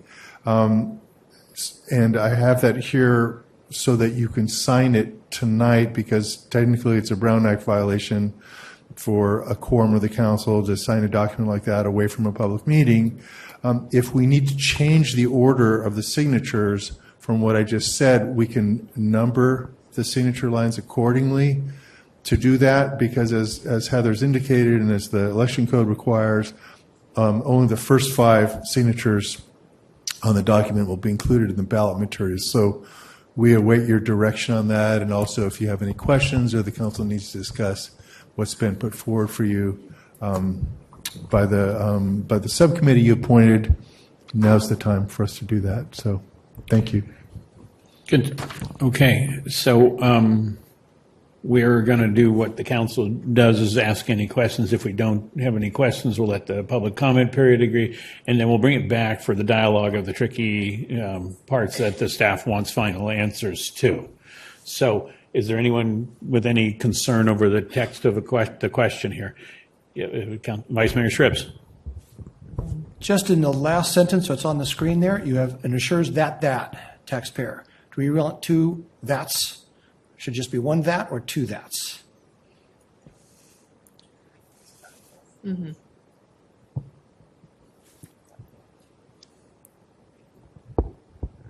It's at the end of the line at the bottom, at the second from the bottom on the screen.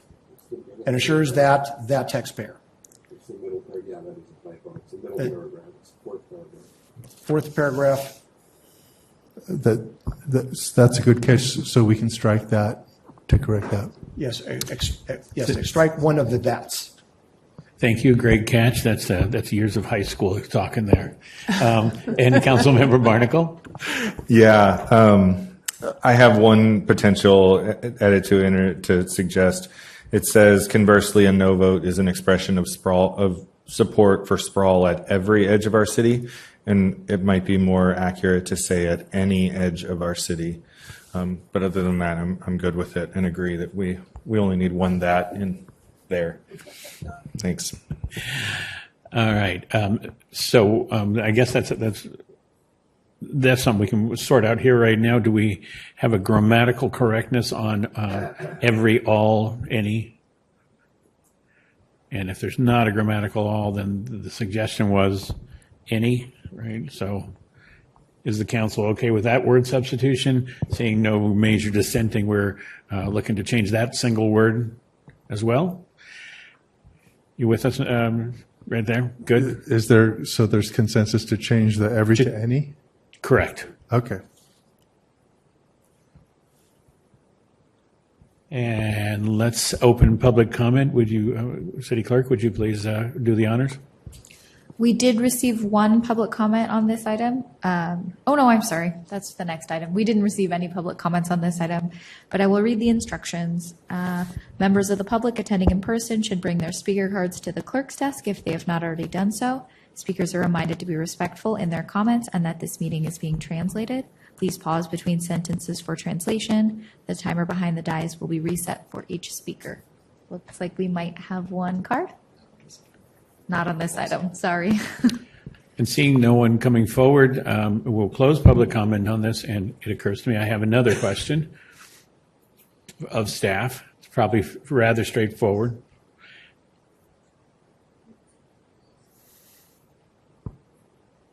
But just one more question. The rebuttal, is it signed? And if so, is it signed by the ad hoc who writes it? With 3 signatures? That's how we would have to do that. Okay. Yes. Okay.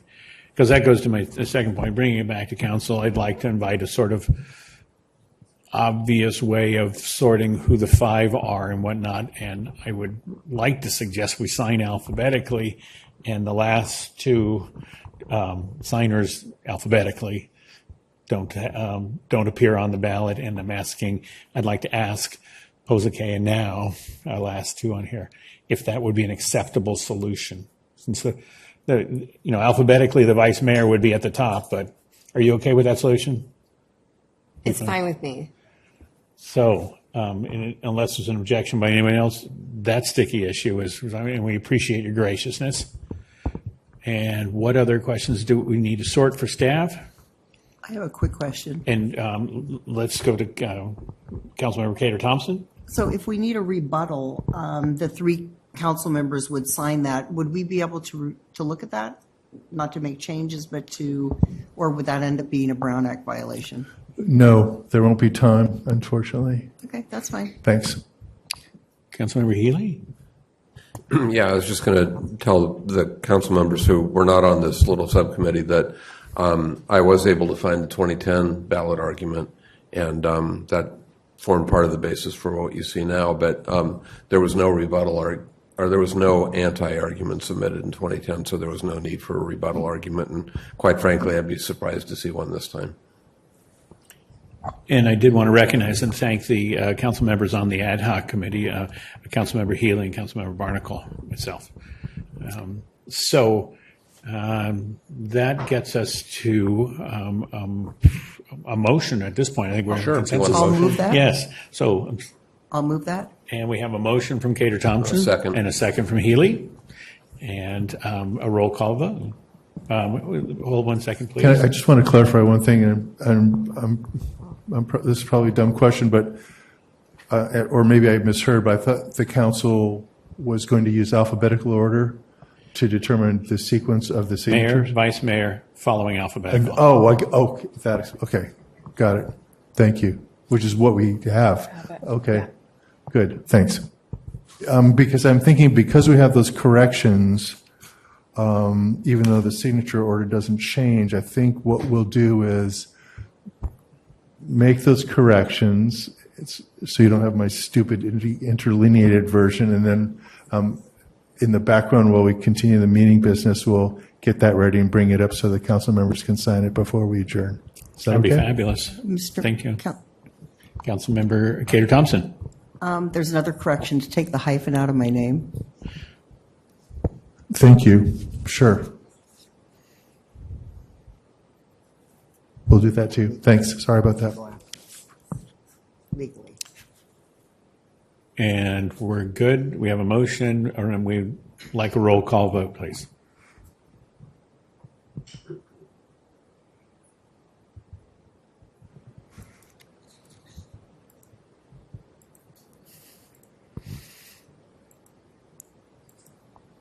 Sorry about that. Barnacle? Aye. Cater Thompson? Yes. Healy? Yes. Now? Yes. Posake? Yes. Shribs? Yes. McDonald? Yes. Motion carries. Thank you very much. Thank you for the presentation. And thank you again to the ad hoc.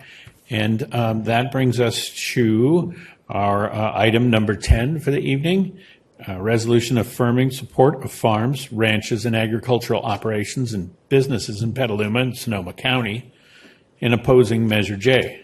And to help us through this item, we have Patrick Carter, our assistant to the city manager, and our city attorney, Eric Danley. Who will lead off? Patrick Carter. I will, Mayor. Thank you. Thank you, Mayor, council members. As mentioned, this is a resolution of the City Council related to Measure J, specifically in opposition to that ballot measure, and in the support of our farms, ranches, and agricultural operations and businesses in Petaluma and Sonoma County. So Measure J, a little bit of background, and a lot of this is taken directly from the summary prepared by County Council. Measure J is a ballot measure that would be on the November 5th, 2024 general election. If adopted by voters, it would amend the Sonoma County Code to phase out existing and prohibit future concentrated animal feeding operations, also known as CAFOs, in all zoning districts in the unincorporated areas of the county outside the coastal zone. So again, an important distinction there is that it's only in unincorporated counties. It's not within city limits of any of the incorporated cities in Sonoma County, but I'll elaborate on shortly on why that's important, that the staff is recommending opposition with the City Council. Existing operations, those CAFOs, would have 3 years to phase out of their operations, or else they'd be in violation of that that statute and face penalties up to $10,000 per day. So the animals covered under the CAFO regulations would include cattle, cow-calf pairs, mature dairy cattle, veal calves, swine, horses, sheep or lambs, turkeys, chickens, laying hens or broilers, and ducks. CAFOs would be categorized as large, medium, or small, depending on the number and type of confined animals and other factors such as waste disposal systems.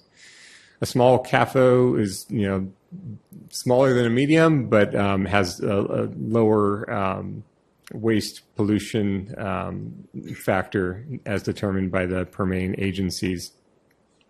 Operations would be considered CAFOs if the animals were confined or and fed and maintained for a total of 45 days or more in any 12-month period, when crops, vegetation, forage growth, or post-harvest residues are not sustained in the normal growing season over any portion of the lot or facility. And a distinction that we made when we were researching this, that includes animals that were just brought in over the winter, when having them out in the field would be dangerous for the field and affect the animals and the operation. So it's not necessarily just confinement for confinement's sake, it's even confinement for the protection of the animals. Some more background information. This is from the Measure J proponents website. It lists 21 sites in Sonoma County that would be prohibited from operation under Measure J if passed. And that's 15 poultry farms and 6 dairies. And a lot of those occur in the South County, in the vicinity of Petaluma. There are a variety in the staff report, a variety of different county departments and agencies that have weighed in on the matter, providing information on their expected impact of Measure J, including the Department of Agricultural Weights and Measures, talking about some of the financial impacts, the Sonoma County Agricultural Preservation and Open Space District, talking about how that would impact the agricultural portion of their mission, the Sonoma County Assessor's Office, talking about the relationship with the Williamson Act and how some of these operations, if they were to shut down, would affect Williamson Act contracts, which take up to 10 years to get out.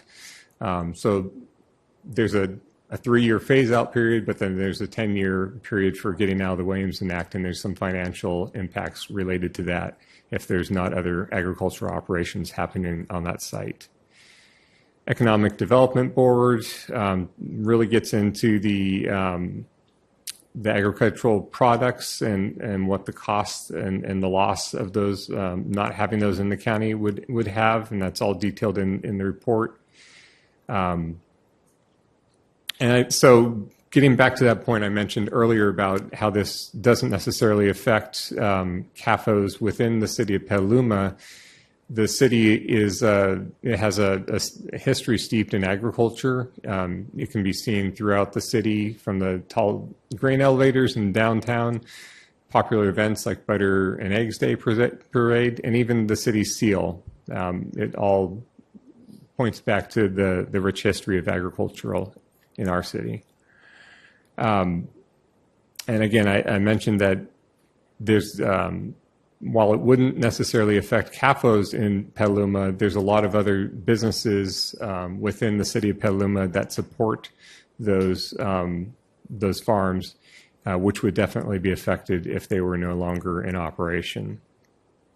So with that background, given the importance of agriculture in Petaluma's past, present, the resolution attached to this item for the City Council to consider is opposition to Measure J, and it's recommended to protect the future agriculture in Petaluma and Sonoma County, and to support Petaluma's and the county's farms, ranches, agricultural operations, and support businesses which contribute to our community's history, culture, economy, job market, self-sufficiency, and resiliency. And that concludes the staff report, and happy to answer questions that the council may have. Thank you very much. Great report. Great work product in general. And I'd like to bring it to council. We have a questions for on this, and so let's stay focused on the question side of it. Does anyone have a question on the presentation here this evening? Vice Mayor Shribs. Just so you identified 15 poultry and 6 dairies. Can you tell us what the size and shape of those are and how close they are to Petaluma? There is a map. It's in one of the links provided on there. Those were the list of operations that would be affected. So those are all either medium or large CAFOs. I don't have specifics about what those businesses are.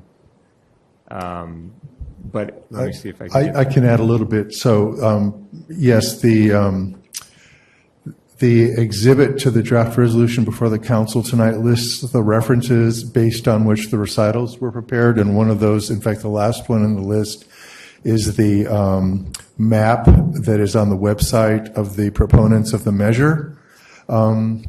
If memory serves correctly, and I think it does, most of the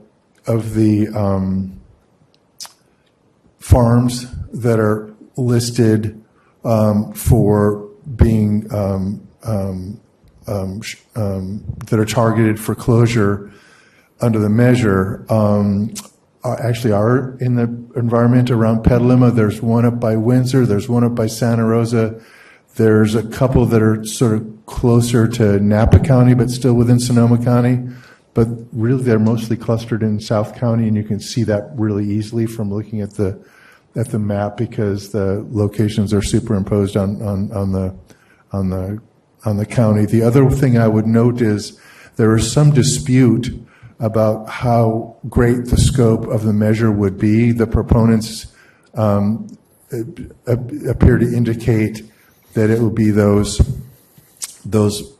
farms identified on the map. It appears that some of the county staff disagree and think there may be greater impact, that more farms may be potentially affected. But those are the ones that the proponents believe would be required to shut down within the 3-year period. So happy to answer if there are more questions. Thanks.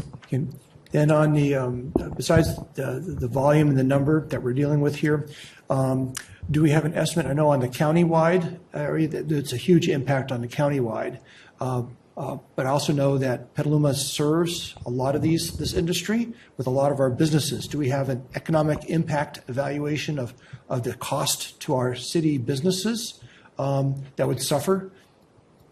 Not separately from the financial impact information that we've included in this agenda item, and that really is based on information we obtained from the county materials and also some of the other references that are listed in the exhibit.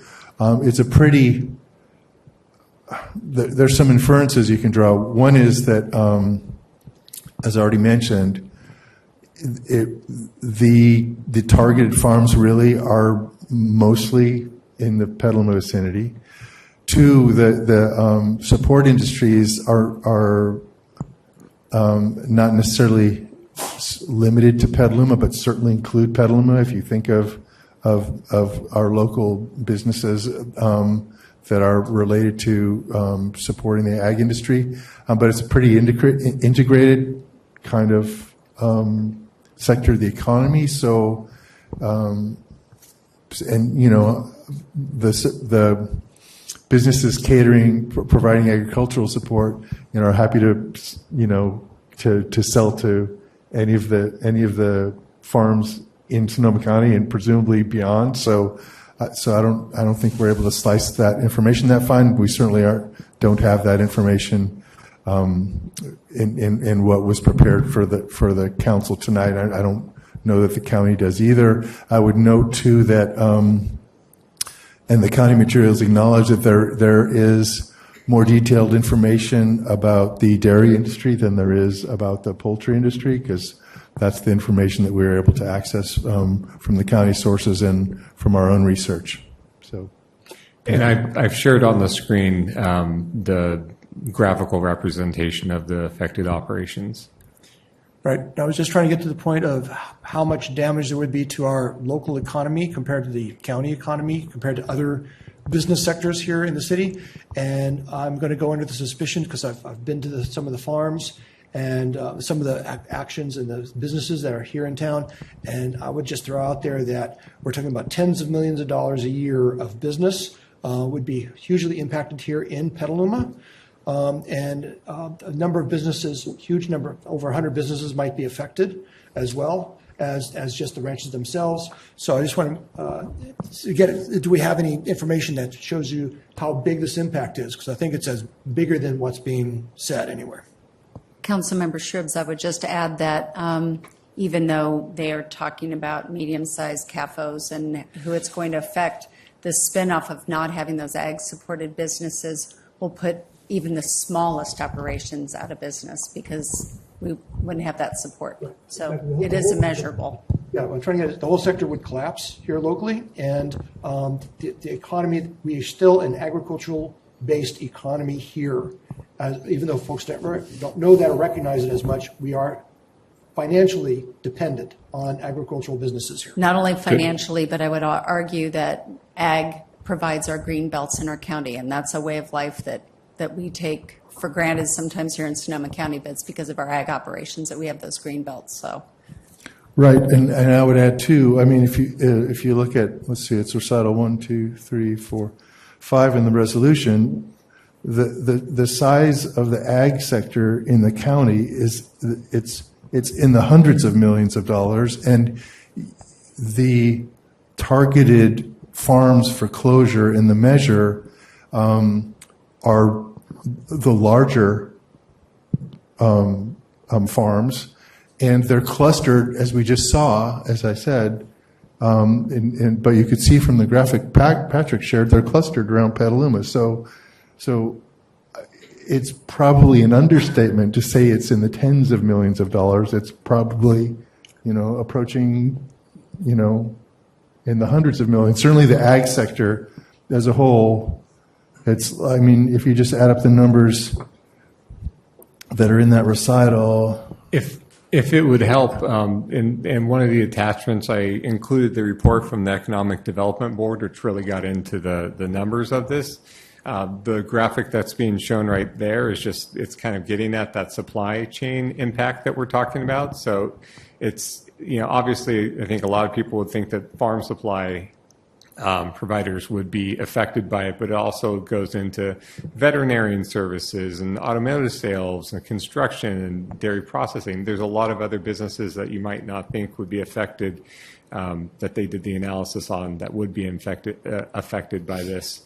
And then to just scroll down slightly, I know these are tiny numbers and it's hard to show it. They do it by district. So we're in the 2nd district here. So you can see the large, medium, small, and it has the number of different businesses and their the type of animal and the estimated production value of that. It doesn't go into the support businesses in this one, but it kind of gives you a magnitude of scale for both the land acreage and the number of businesses and the monetary value of that. And you can see it's in hundreds of millions of dollars there.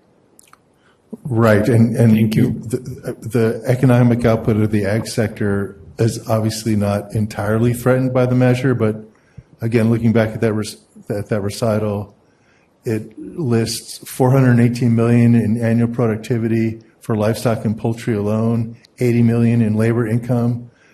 That's almost $500 million annually in just that part of the ag sector. So, and that's just the direct ag.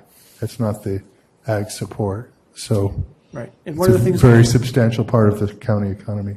And one thing I did hear when I was touring the farms, I was part of the leadership day that we had on the farms, that if the larger farms and operations are kicked out of business, that all the supporting industries would collapse, would not have enough financial wherewithal to maintain the small farms.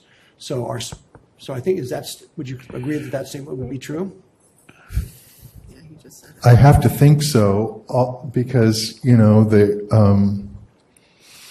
those support businesses exist to serve that sector, and if there's less of a sector to serve, there's less of an incentive or viability for those support businesses. Also, one of the things that we saw in our historic research is that it was after World War II that the local agriculture started to concentrate into larger farm enterprises, and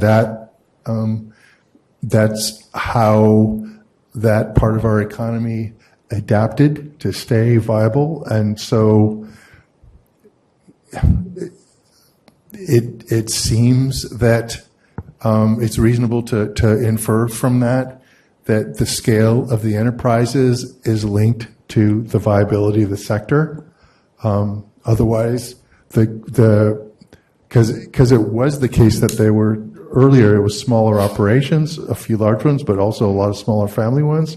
But that's not how that sector of our economy has evolved. And, it's usually the Great case. point to be made there. Appreciate that. Thank you. Councilmember Cater Thompson. This is not really questions because I feel like I have most of my questions answered because I've been following this. So this do you want to save it for our comment? Well, no, there's 81 businesses, support businesses All right, take it that away. would be affected in the county because I have a list. So, and it ended up being about 81. And I'm going to comment that we just talked about the urban growth boundary. And the one thing that we all love about Sonoma County is when we come between Petaluma and Novato, we see greenery. And that's what we see in between Cotati and, Petaluma, Cotati, and then to Santa Rosa. We're not like the East Bay where, you don't know if you're in Sunnyvale or what city you're in because it's just a sign that says it. And so I think there's just a lot of value to supporting our ag because of what we really want in this county. We want to make sure that we see greenery instead of seeing just housing, businesses, and building. Thank you. And with that, we'll go to public comment. Will you help us with that, our city clerk? Absolutely. We did receive one public comment ahead of time, which is posted to the website. We do have a few cards, but I'll read the instructions. Members of the public attending in person should bring their speaker cards to the clerk's desk if they have not already done so. Speakers are reminded to be respectful in their comments and that this meeting is being translated. Please pause between sentences for translation. The timer behind the dais will be reset for each speaker.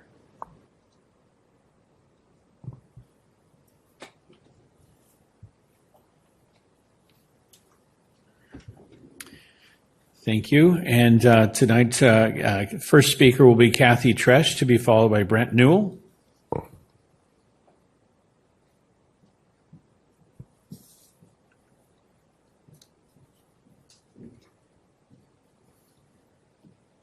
Hi, I'm Kathy Tresh. Our family farm is one of the dairy farms that would be shut down due to this measure. We're Petaluma 94952. Appreciate all of the comments that you have made so far. As to Peggy's comment, I wanted to also mention not only are our dairies and grazing animals providing a green belt, but the family farms are paying property taxes on that green belt. And our family farm has been there since 1905. We're not a factory farm. We're actually 2 dairies. And so when they say 6 would be shut down, we're 2 of those. Our cows graze on over 2,500 acres. So, the accusations that are being made towards us dairies that we're factory farms are absolutely not applicable to the way that we farm. My husband and I were the Sierra Club Environmentalists of the Year 1 year. So we continue to do our environmental work, our dairy work. And one of the greatest concerns for me at this point is not just the loss of our family farm, but our employees. We would probably lose 8 employees or more. And some of them have been with us for 20 years. Their kids are going to school in our area. And, they're not just numbers or a fraction of the workforce. They not only would lose their housing, but really it's their homes. So for them to be displaced is also a huge impact. We all do shop in Petaluma. We're very loyal to Petaluma, and we appreciate your loyalty in return. Thank you. Thank you. And we're setting up the clock here even as we go. And our next speaker will be Brent Newell, to be followed by Oscar Eric Allen. Mr. Mayor. Let's give it 1 second to see if we can get the clerk's magic to happen here. Great. Mr. Mayor, council members, my name is Brent Newell. I'm an environmental justice attorney, and I'm speaking in support of your resolution and in opposition to Measure J. I've worked on issues related to industrial animal agriculture for my career, the 24 years I've been practicing law. And based on that, you know, a measure that targets pasture-based dairy farms in this county is not targeting factory farms. The pasture-based dairy farms here are part of our climate solution. They're an important part of our economy. And, you know, farms like Kathy Tresch's farm would be banned because she has two farms that are adjacent to each other under common control. And under these EPA definitions, those two farms are aggregated into one CAFO. So when the proponents say that 6 dairy CAFOs are going to be affected, we're actually talking about 8 dairy farms because there are 2 pairs that are aggregated. There's 6 CAFOs, but 8 dairy farms. In the medium CAFO category, there's an unknown number of dairy farms that would be affected because whether a farm is a medium CAFO or not is a fact-specific inquiry that depends on whether there is a pipe or a ditch that carries manure to surface waters. And given the way that, that there's land application of manure from the lagoon to fields, or there are some kind of overflow system to prevent a lagoon failure during an atmospheric river event, those factors could be satisfied. So the number, in my opinion, is much broader than what the proponents claim at 21. I think it could go broader. There could be a number of medium CAFOs that are affected by this under the definition that's in the measure. So because of the way that it affects pasture-based dairy farms, I'm glad to stand with Kathy and other farmers in this county to oppose Measure J, and I ask that you pass this resolution. Thank you. Thank you very much. Oscar Eric Allen, to be followed by Darren Rackison.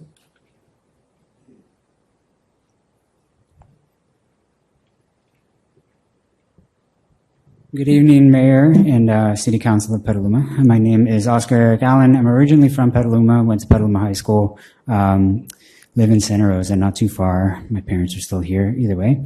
On January 11, 2021, City Council adopted the Climate Emergency Framework at its special meeting, directing staff to incorporate goals for future planning, policy, and action to help Petaluma be carbon neutral by 2030. Well, today, City Council will likely throw away a major opportunity towards achieving that with a resolution opposing Measure J. I thought about bringing studies and quotes from reputable sources about the effect that factory farms have on the environment, but I realized no point because we've all read it. We've all heard about it. We all know how they affect the environment. Methane, carbon dioxide, hydrogen sulfide, aka Sonoma aroma, can all cause respiratory issues. Stemple Creek watershed has been impaired since 1997.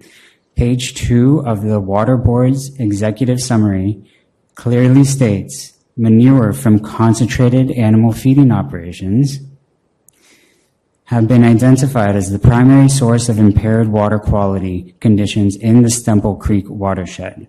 Prohibiting CAFOs clearly protects water quality. Unincorporated shouldn't mean unimportant. A medium CAFO falls within the size range, but it also, as he mentioned, has to have manure carried directly to waterways. That's illegal, so there are no medium CAFOs.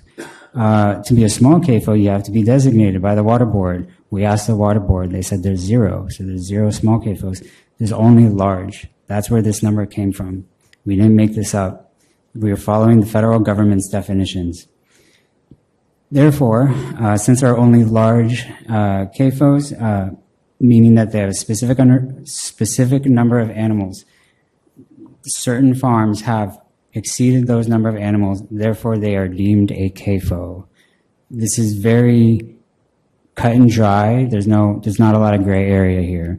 To quote Heidi Bauer, a licensed geologist from Petaluma with over 25 years of experience working in water quality, She can attest that fewer animals mean less pollution. Whether you are in support of Jay or not, this is just a fact. Each animal adds to the amount of discharge occurring, whether that be to surface water or to a crop or to groundwater. Discharges to surface waters will impact riparian ecosystems and impair water bodies, like the Semple Creek watershed. Discharges to groundwater can cause nitrate exceedances. This has been measured through water testing over and over. We're not making this stuff up, you guys. Please continue reading. Thank you. Darren Rakusin, to be followed by Paul Martin. Thank you, Caitlin. Thank you, Council.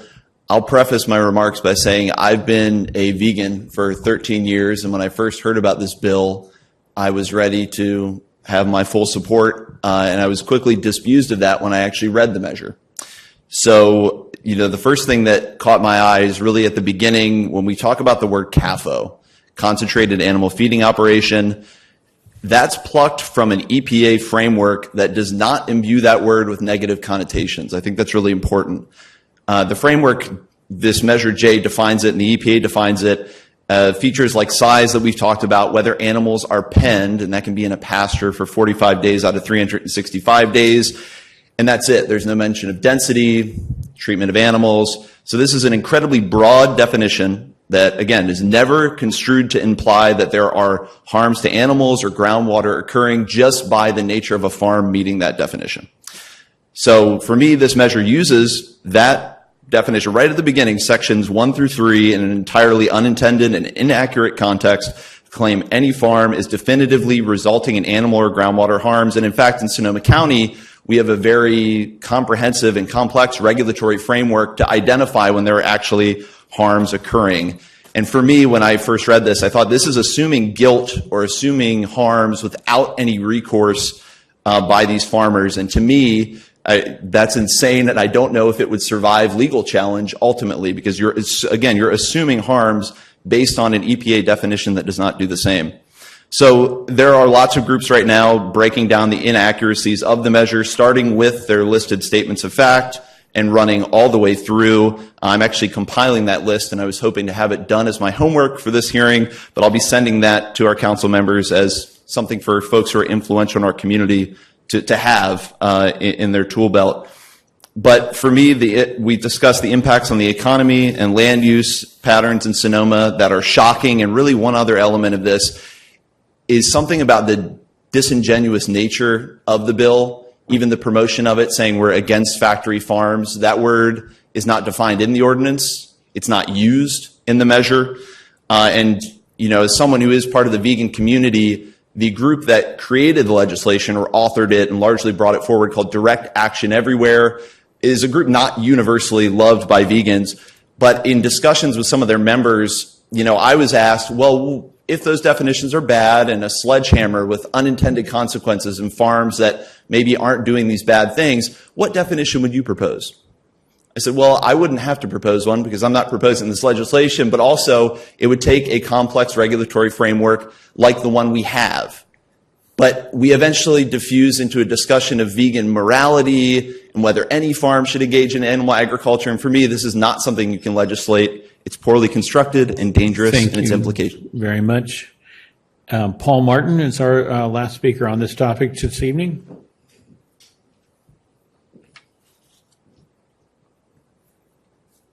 Thank you, Paul Martin. I am in the Two Rock area, a retired dairyman, and have worked on dairy environmental issues for my entire career.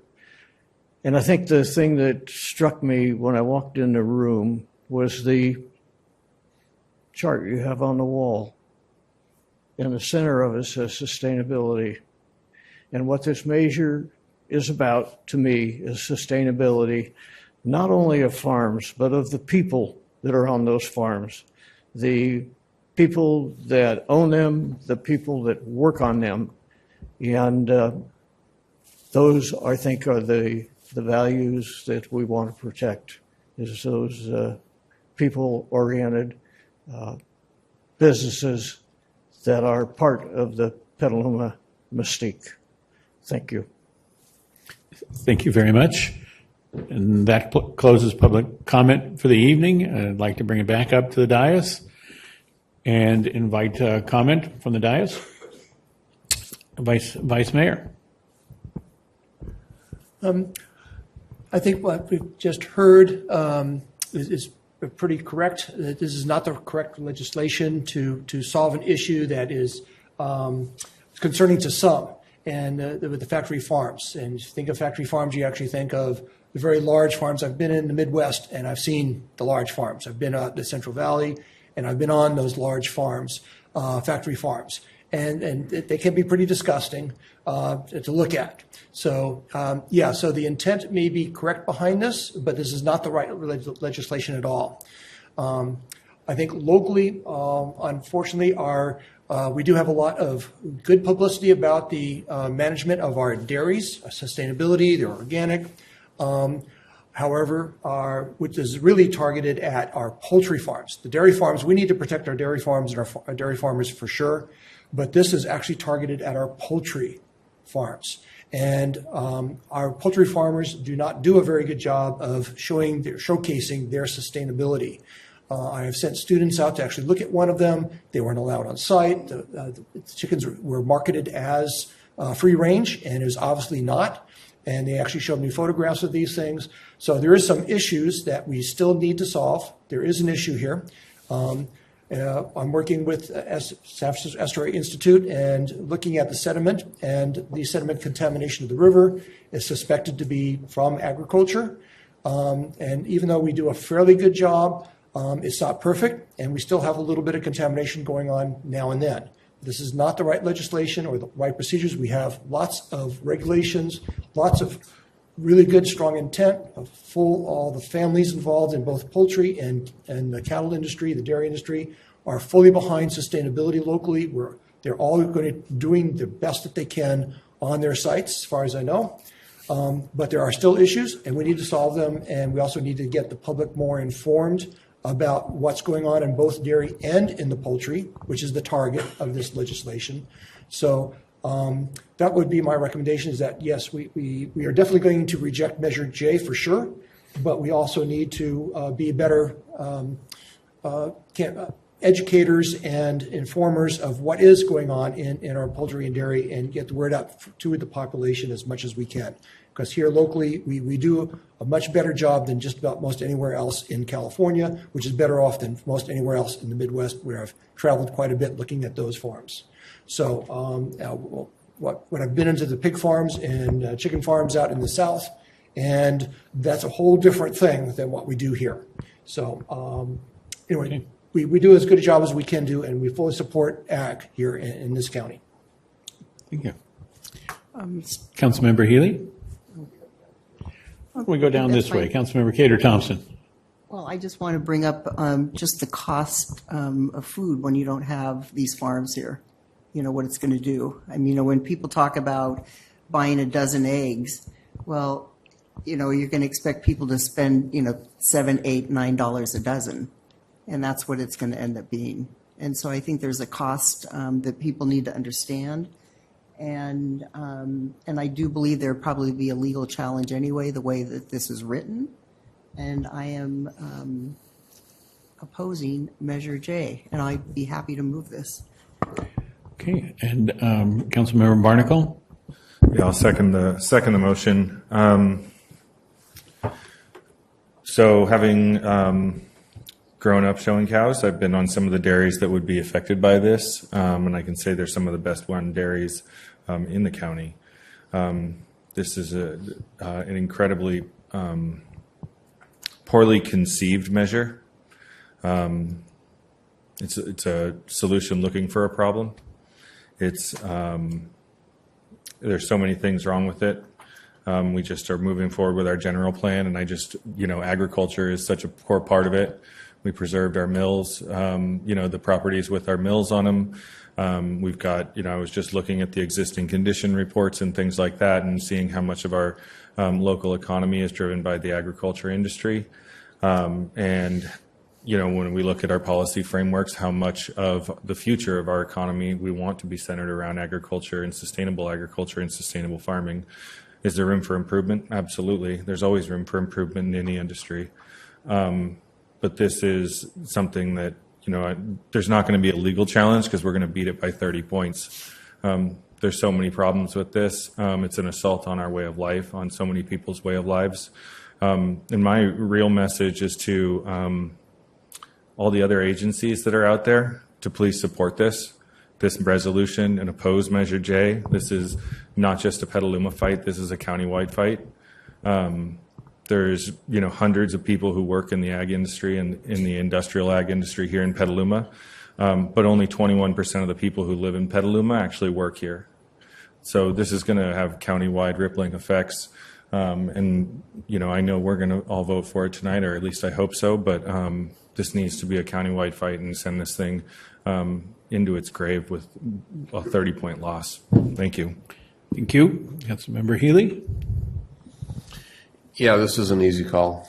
It's not even close. And I think most of the points that needed to be made have already been made by people on the dais and staff. And I really wanted to thank staff for doing a very good job explaining all the ramifications of this for our community. And I know all of us will be reaching out to our colleagues in other cities in the county to encourage them to do likewise. I think Petaluma is probably uniquely situated as an ag support center compared to the other cities. And I know discussing it with some of my colleagues in other cities, and I'm sure other folks here have had the same experience. It's not on their radar screen in the same way as it is on ours, and we just need to make sure. I'm glad we're the first. We just need to make sure they act as well. Thank you. Thank you. Councilmember Now. Well, since I'm a farm girl, it saddens me that people don't understand the importance of agriculture and the ripple effect of this. I do want to do a PSA to the Sonoma County Farm Fest that's going to be on Sunday, July 21st from 11 to 4 out at Olympia Estates. And my mom will be there with her bees. I grew up with sustainable agriculture. My niece and nephew are ag teachers, and I was a proud 4-H member showing beef cattle at the local fairs. And I grew up on a chicken ranch. So it's very important to be educated on this and go out to the actual dairies and meet the farmers. So thank you very much for everybody who's supporting NOAA Measure J. Thank you. Councilmember Posick. I really have nothing to add to all the comments. Yes, I think this is a flawed measure with hopefully with some good intention, but yeah. Right. Okay. I support the measure, the Okay. resolution. Thanks. And I just want to add a few points. I do concur in regards to sustainability and climate that humankind has to move away from move away from meat-based diets to plant-based diets, greater effort there. But the pathway away is the thing we do in Sonoma County. Quality dairy, quality ranching, less impactful on the climate. So I think this is misguided to focus this in Sonoma County when if you don't buy Sonoma County, you've just upped the production at areas that are pure capable. So, and the other thing is the community is so proud of the organic and pasture efforts that have been innovated here. It's the building block of community, that kind of thing. The Eat Local movement, the fact that we have agriculture in our community. And I think we need to stand behind and support local. And even the champions who've pushed dairy in such a good direction and go unrecognized, except at these times of stress. We do have a great community of farms, and we need to sustain it by voting no on Measure J. And do I hear something from our... Nothing to add. Thank you, Council. If there are more questions, we'll address them. I just want to note that we've got the UGB supporting argument circulating to the Council, and we also have a form for the registrar of voters. If you could be so kind as to sign each of those. Yep, and make sure you sign in the sequence in which your name is listed on the argument, so you'll show up in the same position on each form. If you've got a question, holler at me. But I just wanted to avoid any And we need to confusion. conduct that before the end of the conclusion of this meeting? Yes. Okay. It's coming. It's right there. Right. It's coming to you. And shortly. so, and sorry to interrupt the good discussion on the Measure J. I think we're a wrap on that, and we are now to a roll call vote on that item. Barnacle, Aye. Gator Thompson, Yes. Healy, Yes. Now, Yes. Posake, Yes. Shribs, Yes. McDonald. Yes. Motion carries. Thank you. And so that concludes that item on our agenda. And we are now in a period where we are signing. And we have no other business. We're not adjourning until that signature form goes across. But I'm glad we took that action tonight. Appreciate staff's presentation on this.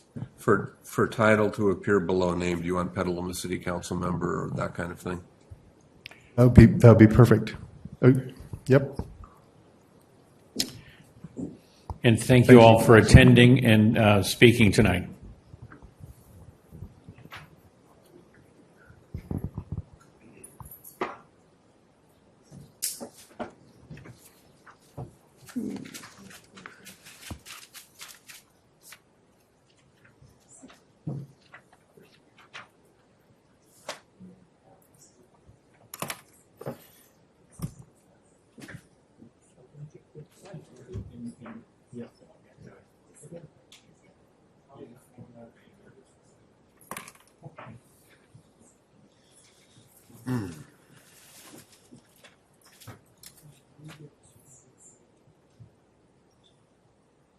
See if we can get this right. 50-50.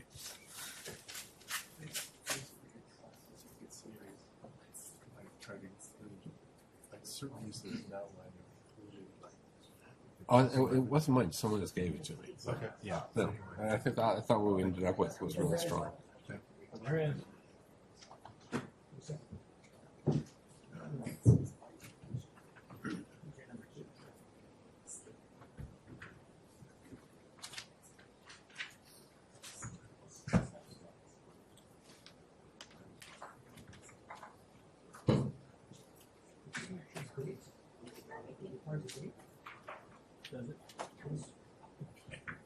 Look at Mike.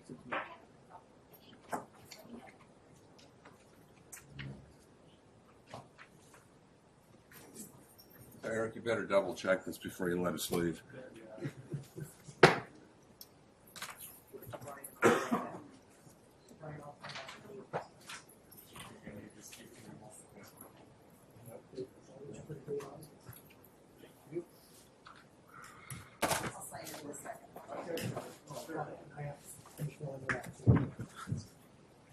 The first two just handed it down this way. Yeah.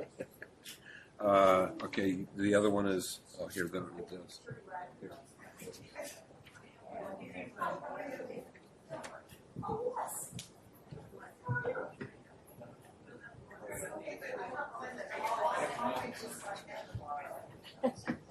I thought better just to get them going in circles. Your folders. Oh. Yeah, James Phelan was quite a